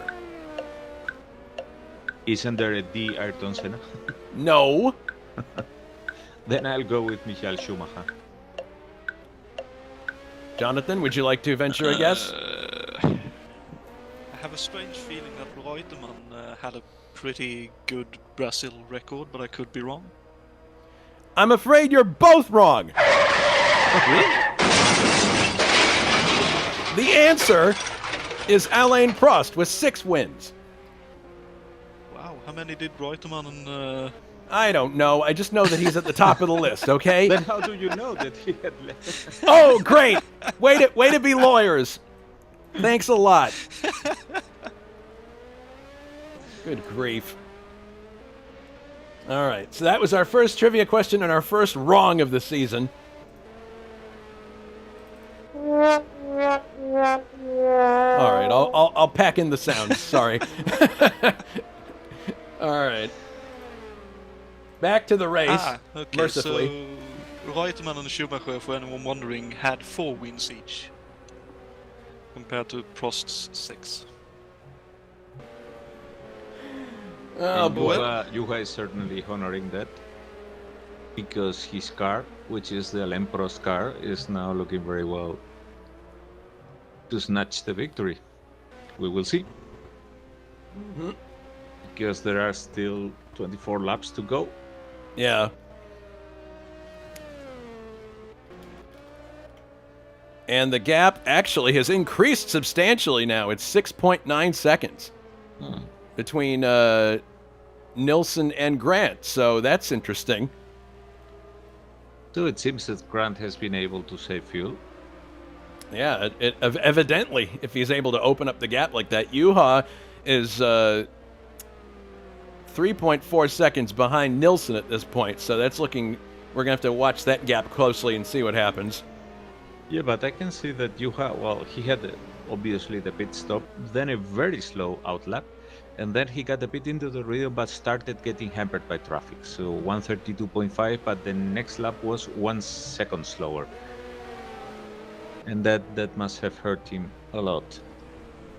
In the case of Anders, he did both laps in 132.5, so it's not as if Juha has shown that he can go quicker than Anders. I mean, the last laps by Anders had been the same as for Juha, although Anders goes now through the start-finish line in 134, which means he found traffic and has had a very slow lap. Let's see what happens with Juha now. Yeah, the gap dropped a lot. It's now under 2 seconds. Yeah, because Juha is now on his rhythm, 32.2. So things are somehow back to normal. He's going to start eating some distance between Nilsson and him. Yeah, he's coming quick now. Oh, Adam Hackman's out of the race. We missed that. Oh, no. That's too bad. So it has been a miserable race for Williams. Miserable race for Brabham. So this is going to be a trip south of the equator they're going to want to forget. Very uncharacteristically, David Junt is out. He just hit the barriers and the car is... Yeah, he's out now. He's just reading as a DNF, unfortunately. Wow. So, man. I don't catch it in the reply, what happened, but that's very strange in the case of David. He's a very steady driver. Yeah, not something we're accustomed to seeing him do. Yeah, seeing both of those out is unusual, so that certainly proves how difficult this track is to drive with these very, very powerful cars. Yeah, well, everybody has to adapt. I mean, when the Formula 1 91 season started, everybody was also always in some kind of demolition derby. It was a true carnage, and then towards the end of the season, everybody had improved a lot, so... Gap is leveling off now between Juha and Nilsson. It's at about a little over 2 seconds now, so status quo seems to be occurring there. Jakes is all by himself. He's miles behind Juha and miles in... Well, really, he's miles in front of Ray Radal. Minute and 7-second gap. So he doesn't have any concern about having someone come up on him to take the position, but if he wants to catch Juha for third, he's got some work to do. I think Jakes will probably be pretty happy with, because I know he was having some teething problems getting used to these cars, and he didn't qualify well, as you mentioned, well by his standards, Alberto, but given the fact that he's in fourth right now, I mean, if I were in his shoes, I'd feel pretty good. Yeah, well, the thing is that his car finished the real race in 6th position, although the top was very different because both Williams, the Williams was at the top. Oh my goodness, Nilsson just made a huge error. He ran over a curb and lost a lot of momentum. Look for the gap between himself and Juha to drop like a stone now. Yeah. Yeah, oh my goodness, now they're in the same frame together. And by the way, the gap is 1.3. The real race was finished by only 10 cars. Yeah, well, our test race only had 6 cars that finished, so... Yeah, but it was a test. I know, everybody was pushing the engine as far as they could go to see what would happen, and they got an answer. With a lot of smoke and some smuttering and smattering behind them as engine parts flew out of the car.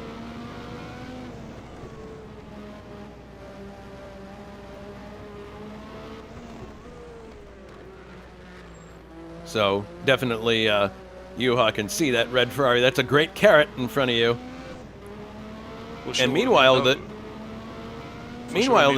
sorry, go ahead. No, that's all right. I'm sorry. for sure, and he also knows that he can pass, and as he did it earlier in the race, so it's the case for him as I know I can catch up to him, and I know I can pass him. That's an even better feeling for him, obviously. It must be. Have to be. Well, I could when we were racing at the beginning of the race on cold tires and on low fuel or whatever, or low boost. But you don't know if Anders has been a fox saving fuel all this time and now he can be more liberal with the boost. Well, interesting to see. I believe they are catching up to Grant with all as well, so both Very- of them seems to be going quicker. Actually, I mean, yeah, the gap dropped a tiny bit. I think Grant was held a bit in traffic.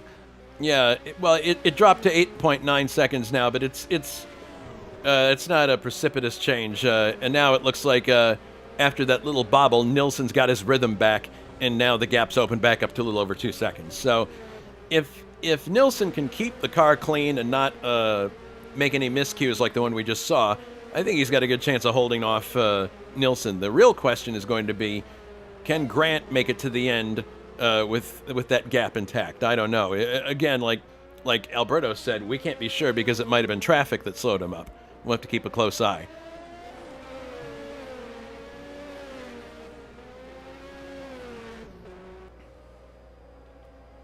And Thiago Canola is now in the points with the AGS. Because That's he's amazing. have overtaken Gabriele Del Piccolo. There he is in the AGS. AGS getting way more TV time than it probably would in real life. Thanks to... Dariusz Lapinski had a spin, but he is now back, has recovered. Wilkes is all the way up to 8th place. That's pretty remarkable. Yep. Yes, Cesarius climbed over a curb, and that made the car spin. So Wilkes has got... lost the rear entering a corner. Well, Wilkes is in an interesting position here, because if he hustles, he might be able But I to... think that Siak is in the pits now. Also hard for him. If Wilkes hustles and someone else has a calamity, he may find himself picking up 1 point for 6th. Small consolation, considering how good the day looked for him at the start, but we'll see.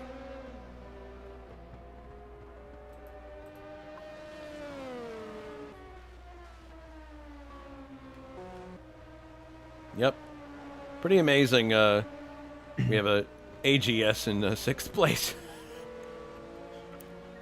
Well, it's a very steady and consistent driver in that car, so Yes.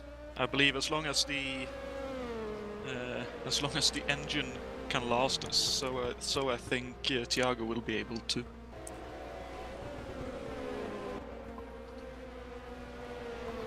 Ray is in the interesting position of, as a dad, you know, knowing that his son is in the lead and having to focus on his own race. Although, I don't know, I would think that they're both experienced enough that they can file it away if they need And now to. Anders is being held a bit in traffic. He's right behind. Oh, yeah, Juha he's right Stefan, behind Ray, so who now... is the teammate of Juha Boss. So Yeah. bit Yeah. of teammate work here. I don't know. Maybe, maybe not. But in any case, now he's got a car in between himself and... yeah, Well, he's the meat of the sandwich. In that traffic jam, Juha Boss has been able to really get much closer now. Oh, you can hear like the boost go up there as Nilsson streaks by. So, yeah, there was an opportunity there for Juha to get close, but in the end, okay, this is interesting. Now he's coming up on Bruno. Speaking of team tactics. Yeah, although Rai's not making it any easier for Juha. He's being very Yeah. fair in that. He's hampered both equally. Well, I think he's going by the sense that if they show me that they are going to lap me, I'll let them his by. teammate But is in the lead, so there's Nilsson no hurry dismissed for a Rai shift. to let anybody by. indeed, and we can see that how well the McLaren is working ahead Yeah, of Anders. well, despite Bruno being as far back as he is, that car is not slow. He's doing well. So the McLaren team was Now certainly he lets him by. Yeah, so Juha is just now by Ray Radal. And so now he's got a clear track in front of him once again, but... Wilkes just scored the quickest lap of the race. That's not a surprise to me. Fuel load diminishing. All right, this is interesting. Nilsson is coming up on the lapped McLaren, and a McLaren is behind him trying to catch him.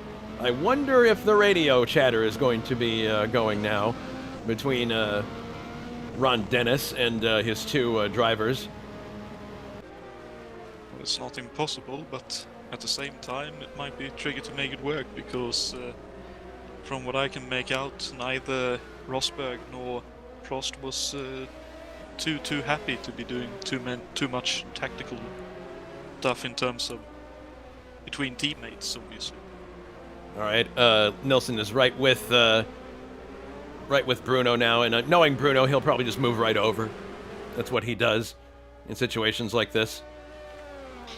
Or he'll feather the throttle to let him by. Yeah, there goes Nilsson by.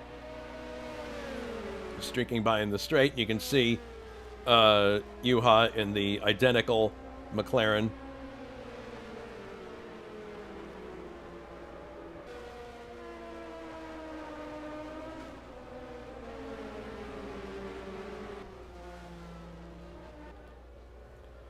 And Grant's gap has actually decreased considerably. It is now down to 5 seconds. 5 seconds and change between himself and Juha.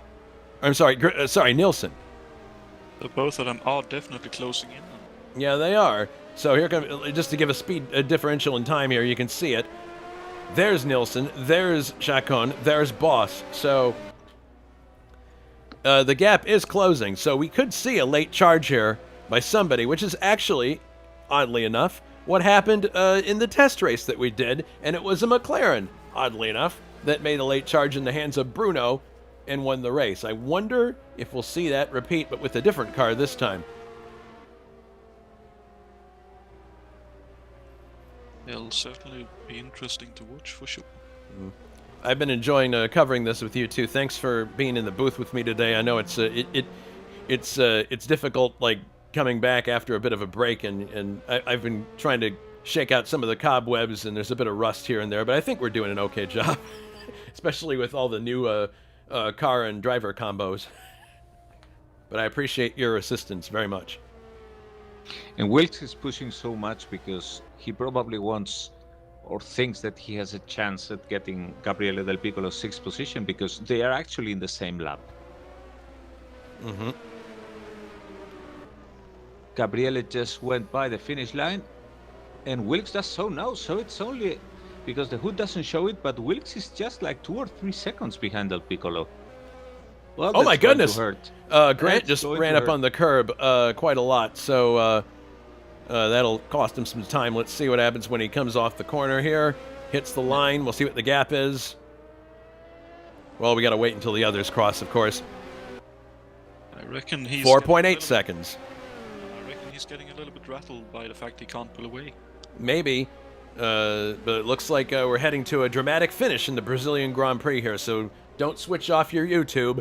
This could be really exciting. That gap is coming down.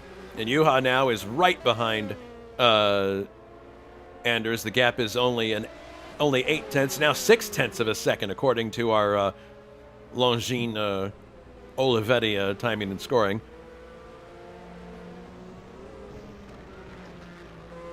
And Wilkes' damage limitation seems to be working fabulously, because he's getting close to Gabriele. Not yet in striking distance, but he's getting very quickly by.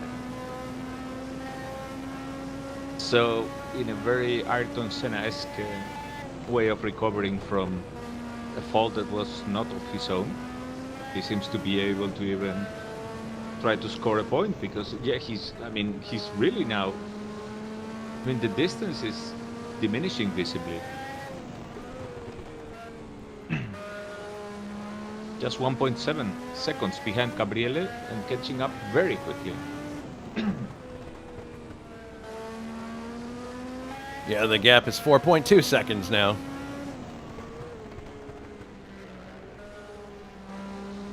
See what it is as they cross the start-finish line this time. 4.1 seconds. So ever so slightly each lap it is diminishing. So we'll see. And Wilkes has already Del Piccolo. It's a matter of interesting. But until he gets by. Nilsson is definitely now in full-on defense mode. There goes Wilkes. Yep, Wilkes going down the inside here of Del Piccolo, takes 6th place, and he's in the points. That's incredibly impressive. All right, Juha is now coming down the straight. We'll see if he can take Anders on this lap. He's pulling out. He's having a look. There he goes. This is for 2nd place. Coming down the long straight. He's definitely got him here. You can see all the clag that he's kicking up there. Makes the overlap into the turn. Juha Boss up to 2nd place now. But Anders is not going to take this lying down. You can bet on that. Yeah, Anders is probably going to put pressure on him from behind, trying to force him into an error, but also to coast and save fuel. Because if, when they are like 5 laps to go, Anders is pretty sure that he has enough fuel, he will crank up the boost as much as he can and fight it out with Juha. That's for sure. The gap to the lead is now... Anders is giving up. Sorry about that. The gap is now down to 4, or less than 4 seconds now. Juha exiting the turn, and the gap is 3.5 seconds now. So they are closing every single lap. We're building towards a dramatic finish. And Juha is going nearly 1 second quicker than Grant at this point, because Grant is obviously having to save fuel. My goodness. This is the drama that we thought we'd see in this series, and it certainly is playing out right in front of us. Yeah, well, it's lap 48. So even if everything is looking very good, remember that any of these guys could be miscalculating the fuel and find himself not able to finish the race.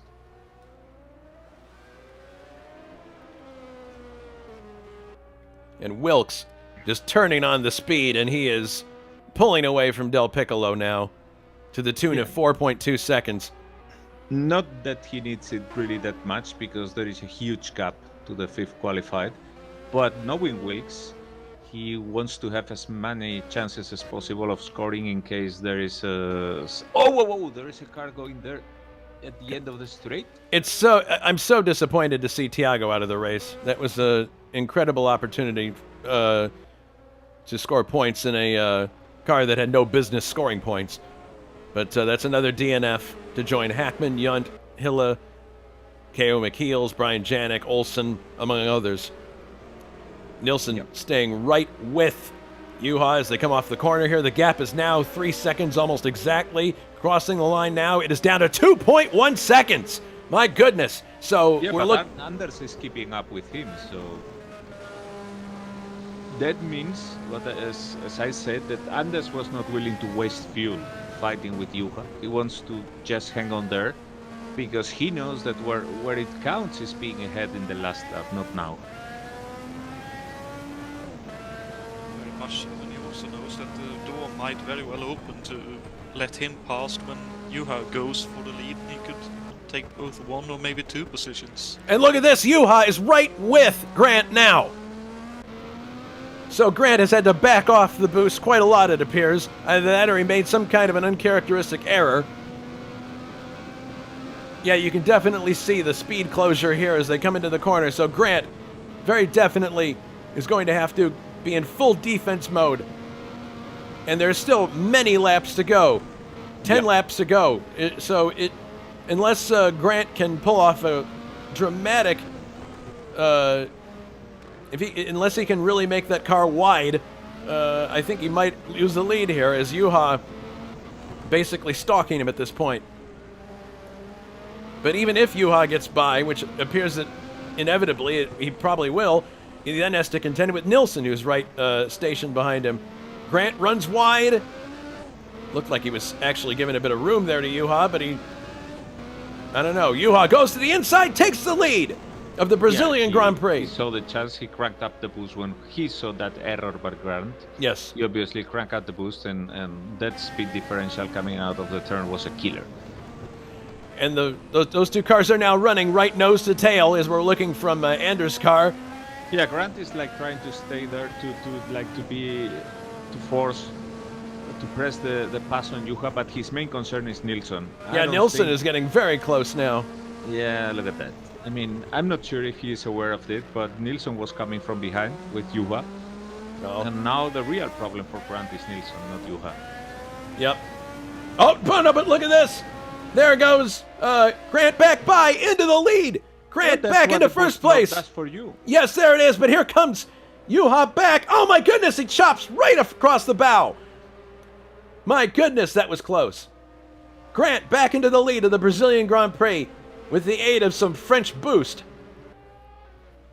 Yeah, he obviously cranked up the boost while Juha was in cruising mode.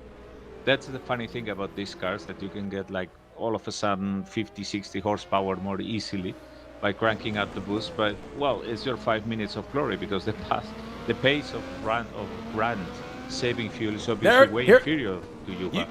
Juha was going to make another try for it here. They've got one lap car ahead of them, Gabriel Del Piccolo. Looks like this time Grant got a cleaner exit. He did. But Gabriel, wait, and we will see now. And because this is a place that Juha uses to do his passes. He's very quick in this combo. Juha is in a position too here where he has to have 360-degree vision, because he's got the lead he's battling for in front, but he's got... Oh my goodness, he actually touched the curb there. It'll be interesting to see if that gives an opening for Nilsson. I don't know that he's going to have it, but this is going to be a very interesting long straight here. Yeah, look at this. All three of them together. Look at Grant taking a defensive line. Everybody follows him like a snake. Oh, Wilkes! No! Wilkes lost the car. Wilkes is out of the race. Total. Replay. Upcoming. Oh, dear. Oh, dear. My goodness. After all that work, all that effort, it all comes up zero. Oh, it's in the right-hand kink after the... Oh, what happened long there? left-hander here. Oh, just overdid it a little bit while lapping by looks of things. Man, unbelievable. Yeah, lost the car entering very hot into the turn, lapping the other car, and the other car had made room, so he was a bit too eager with that. This puts Gabriele back into the points paying position. I'm happy for him in that. But poor Wilkes. And now your role, Jonatan, is that of Cesarius, 7th position, looking at the points. Yes, Mr. 7th place. That's Del Piccolo moves up to 6th place. But back to the head of the race, because these three guys are really keeping it tight. This is really exciting stuff. I mean, who do you think's going to win? Take your pick. It's really going to be an exciting last few laps here. Working lap number 53 out of 61. And we're going to get in under the 2-hour limit, no problem. These cars have been just blisteringly quick. Look at Grant, turn on the boost. Well, Grant is an old fox. What he did also was kill the exit speed of Juha, who had to brake, but... Juha taking a look, but no. Well, I don't think he'll get him on entry into that corner. The entry is way too quick. There's no braking needed there. Unless he's already alongside, but he could get a chance down in the next left-hander up here. Yeah, that's the main problem with overtaking in this track, that most of the straights are not followed by a really slow corner. Here he goes! He's going to make the try! Up the inside! Oh, goodness no! Just runs out of room. God, this is hair-raising stuff. I love it. Going into the final corner here, you're watching the top 3 cars in the Brazilian Grand Prix. We're going down to the wire here, and it's been a tactical race all afternoon long, or evening long, depending on where you are in the world, but this mod is certainly proving to be as exciting as we expected it would be. Grant Ridal leading, using the boost selectively, probably, in trying to keep ahead of Juha, but it really is... I've overused the chess metaphors, so I won't go there again, but it definitely is... It's a bit of gamesmanship going on here. Who is going to do what on what lap? It's almost like... It reminds me of how you set up someone at the end of a stock car race or an IROC race. You have to be in the right spot. I don't think you want to be leading on the final lap. Certainly not. And one of the wily old Swedes sitting in the form of Anders having a look at it and saying, well, I think I'll hang back just a little bit and wait for an opportunity. Anders Little Leaf. Nilsson, oh, look at this! There's an opportunity there for a Juha. He was looking for a second.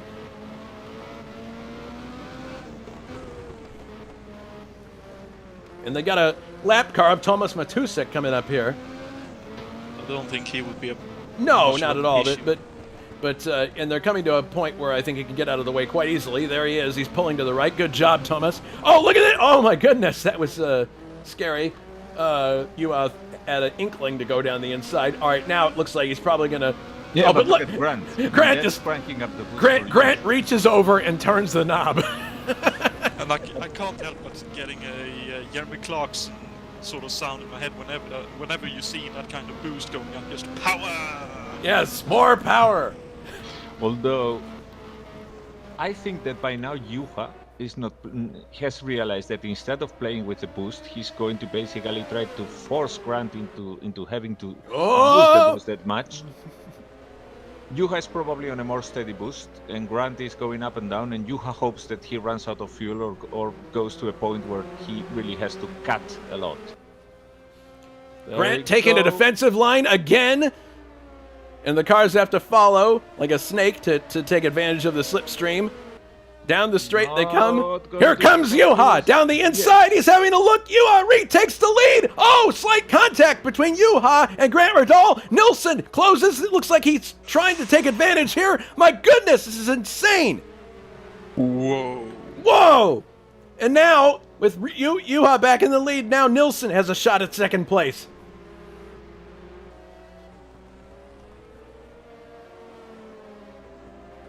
Well, they're certainly playing for keeps. They are. They are. Coming now down to the last corner. Working lap 55. We'll be starting lap 56, so 5 laps to go this time by. Incredible racing here. And look at this. Here's Grant going the inside. He's going to take the lead again. Grant Riddall up the inside, retakes the lead. Going into the first turn. Unbelievable stuff. No. Unbelievable, no! Grant runs off the track. He hit... That was a... Oh, my goodness. I think just the awkward placement of a back marker. Yeah, well, Grant was overeager there with Pajola. Oh, Poor no! guy couldn't disappear. He just moved to one side, but... There was nowhere for him for Pajola to go, and Juha runs to the back of him. Juha is not out of the race, but he has a wing missing. So but he's not going to do a pit stop. No way with the distance he has. He needs to win like this. So Nilsson is in the lead. Nilsson is the beneficiary of that situation. Let's look at it again from his point of view. He's pitting. Let's look at it again from Nilsson's point of view. This will be interesting. So it's going to be an interesting race between these two in the pit lane and everywhere. Well, there we're just seeing Nilsson slip by, and that's because of the lack of downforce. My goodness, so that's an early end to a battle that would have... It's actually a little disappointing because we could have seen that battle play out to the end, but it was just a... unfortunate... He has even Pajola trying to unlap himself, so slow is he going. A very unfortunate set of circumstances, and Juha, yeah, he's looking like a 1982 McLaren now, with no front wing. And he's gonna... He's got a 4-second gap between himself and Grant, but Grant has got the same problem. Now, Grant will be going. No, Grant's going to stay out. Grant's going to stay out. He's got a 25-second gap between himself and Jake's. I think he's doing a tactically superior thing here. He's going to be dropping seconds like they're going out of style, but at the same time, he's probably thinking to himself, you know, I'm not going to give up second place if I can help it.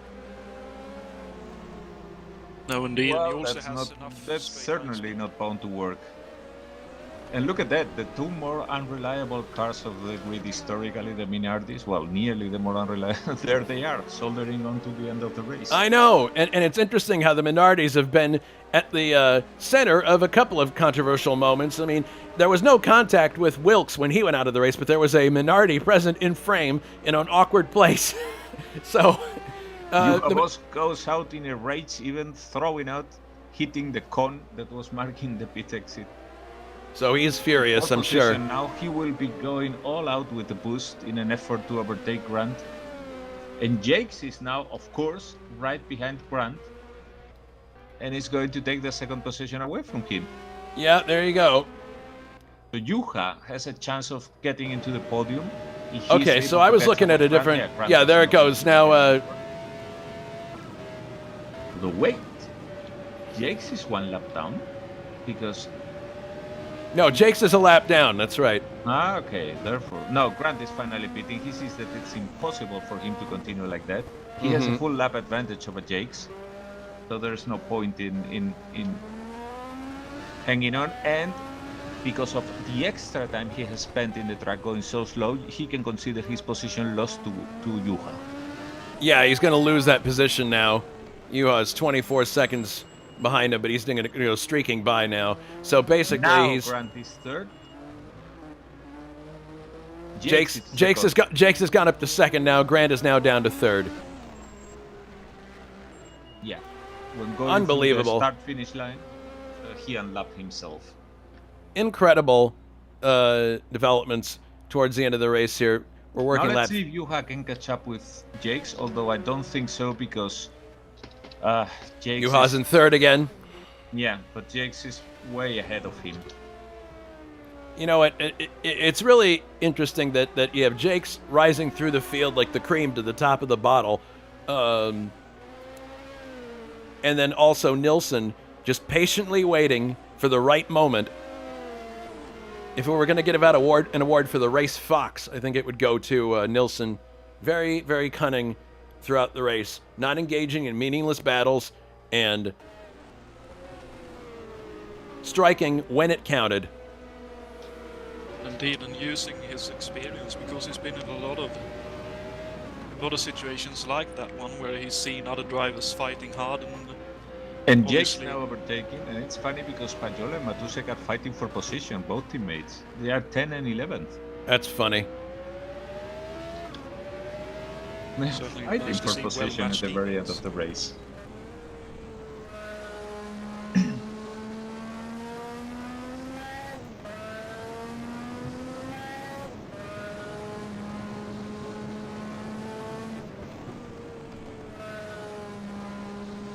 Yep. This is Stefan Johansson's car, someone that we're now familiar with. Little Leaf.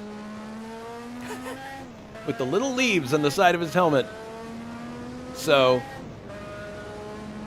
and I know who Jonatan's pulling for. Certainly so, certainly so. Yeah, and he was called that because of the place where he was born. I suppose you would call it the farm house, or the yard, the farm, the house where he was born was called Lövet, and therefore his father was Lövis, or Leaves. And obviously when Stefan then started racing, obviously he became Little Leaves, or Lill Lövis. So. All right, so coming out of the corner now, he's going to start his penultimate lap. Anders Nilsson, what an incredible drive. And Anders finished the 2020 ISO season. He's quitting. Oh, shoot. Apparently the engine gave up, and Grant is still in the pits in repairs. I mean, oh my goodness, position already. This is going to get points. This is an incredible situation.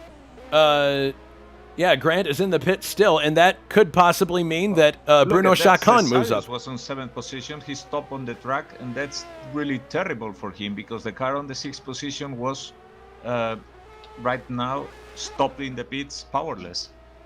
Well, it could actually end up working out for Bruno. Yeah, Cesarius has stopped on the track. Do you think he ran out of fuel? Maybe. Bruno is running 8th right now, but if he's going to go up to 7th as he passes Slipinski, if Grant stays in the pits, he may get into the points. One streak, he could get a point. Yeah. How about that? As the race runs over before, because it's 2 laps. And Bruno is actually, let me check that, Bruno is a full lap behind Grant so he's going to overtake Slapinski when he goes by the spot with Slapinski. Grant is exiting the pits now, so no points situation necessarily for...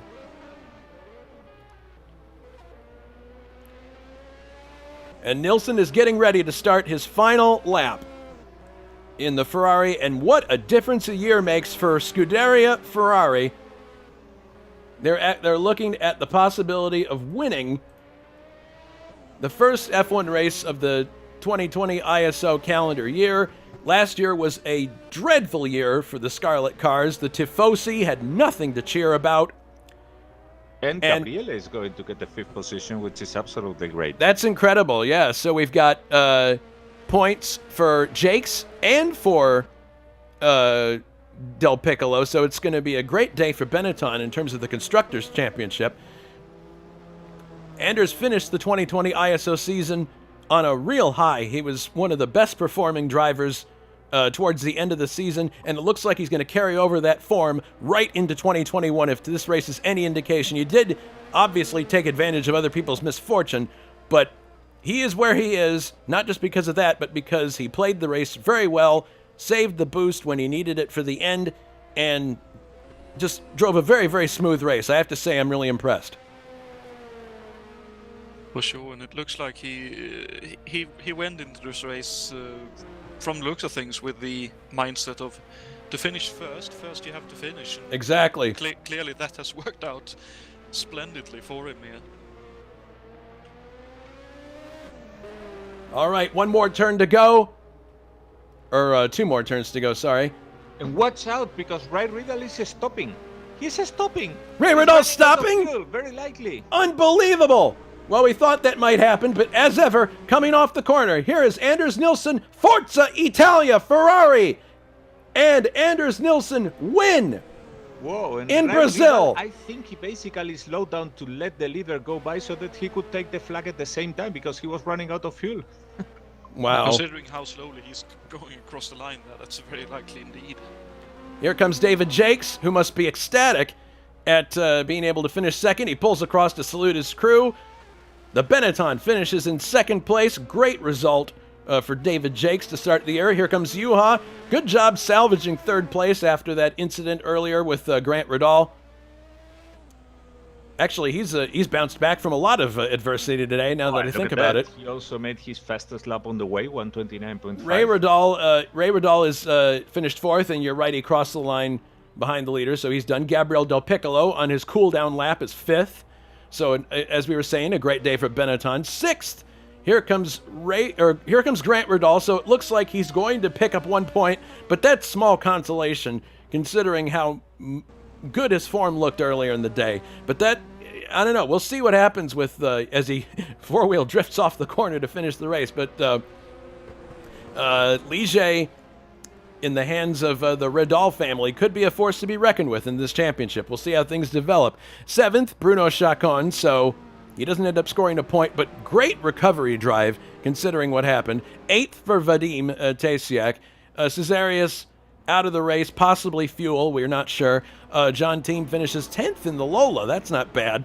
Bruno Paggiola 11th, and Thomas Matusek just pulling off now is in 12th place. Those were the cars that finished the race. Out of the race, Richard Wilkes, Thiago Canola, Adam Hackman, David Yunt, Tim Hille, K.O. McHeels, Brian Janik, Mike Olson, Jakob Fredriksson, Jules Bouchard, Francois Remen, David Saber, Dave Miller, Richard Coxon, and I believe one car left the server earlier because it was in the way. That was Liechtenstein, I believe. So not sure where he finished. But in comes Nilsson into Parc Fermé.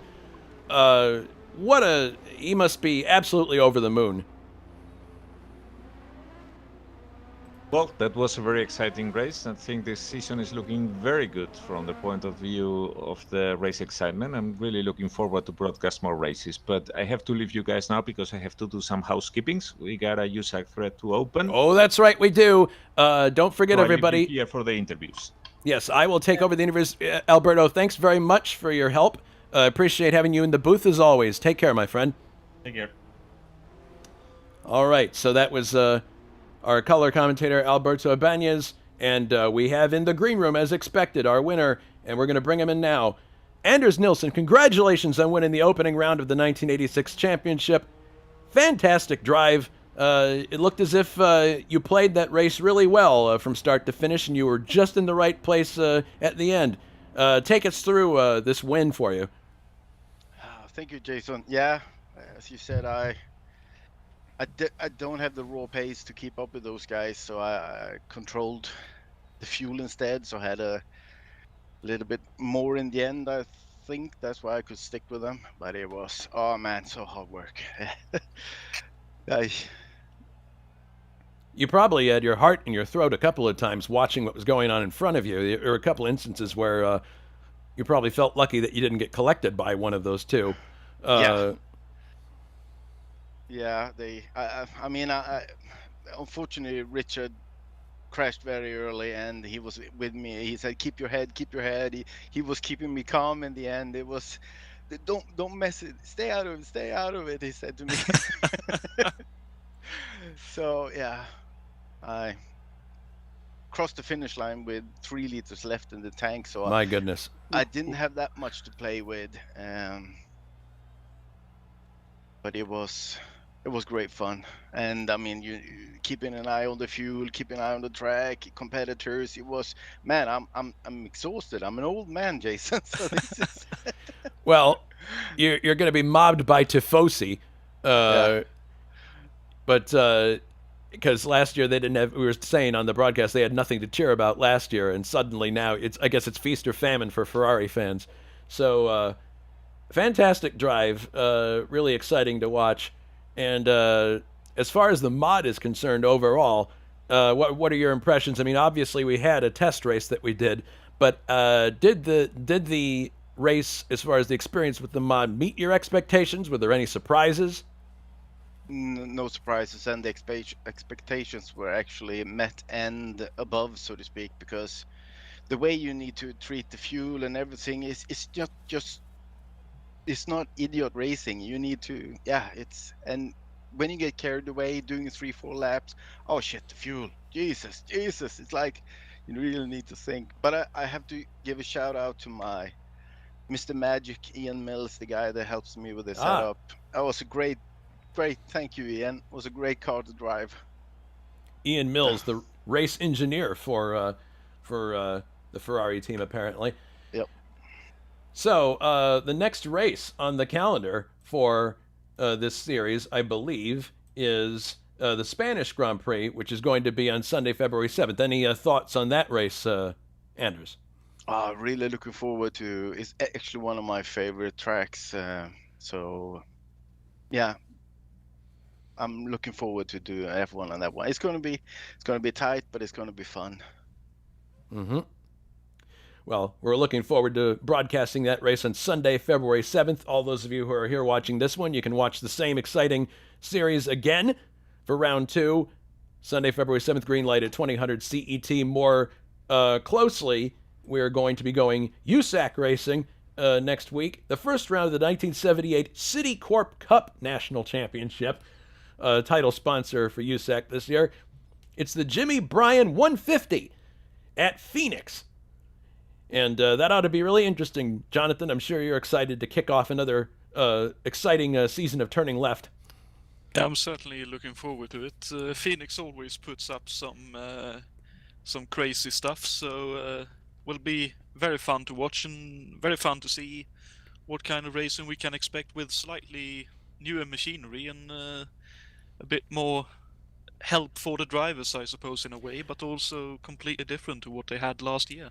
It's not going to be a situation where the cars have more grip, that's for sure, but it's going to be challenging keeping the car underneath you. The other thing that's nice is that the tires are a lot more solid. Firestone having left USAC by this time, so the result typically in that situation is that you have tires that are built for endurance, since there's no actual tire competition on the track. So we might see situations this year where people double stint the tires.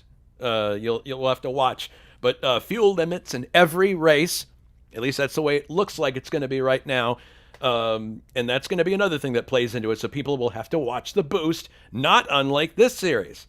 So something to keep in mind. And then we have our first LVT round, the Lucas Vidor Trophy, coming up at the end of the month, January 31st. It's the Jaguar Intercontinental Challenge at Silverstone. I love these cars. They're so much fun, and Silverstone is an excellent track for them. I cannot wait to do this one.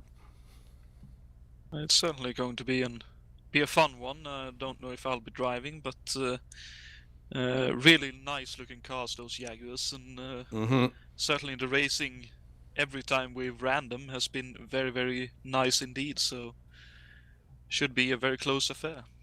Yeah, the those cars are definitely they have the detuned Jaguar Le Mans engine in them, but they also their aerodynamics are actually kind of old world, so they do move around a lot. So there's going to be a very interesting it'll be a very interesting 20-lap race for sure.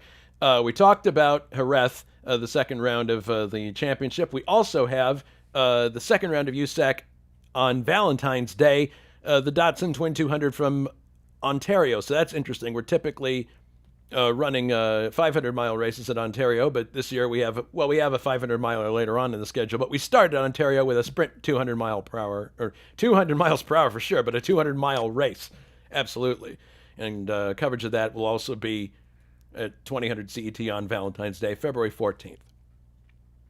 So thanks very much, guys, for tuning in, everybody on YouTube, and I already thanked Alberto for a stellar job. He's now getting together the USAC stuff, getting ready for that. But thanks very much to Jonatan for jumping in and helping us in the booth. I appreciate it. And congratulations again, Anders, on a really excellent race. Thank you. All right. Any final thoughts before we close out the broadcast, Jonatan? Only thought really is this is going to be a cracking championship.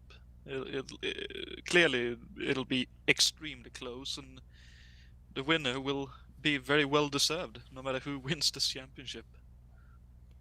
All right. Well, thank you again, Jonatan, and for my broadcast partners, Jonatan Åcerclinth and Alberto Ibañez. This is Jason White saying so long from Rio. We'll see you on our next broadcast. Take care, everyone, and please be safe.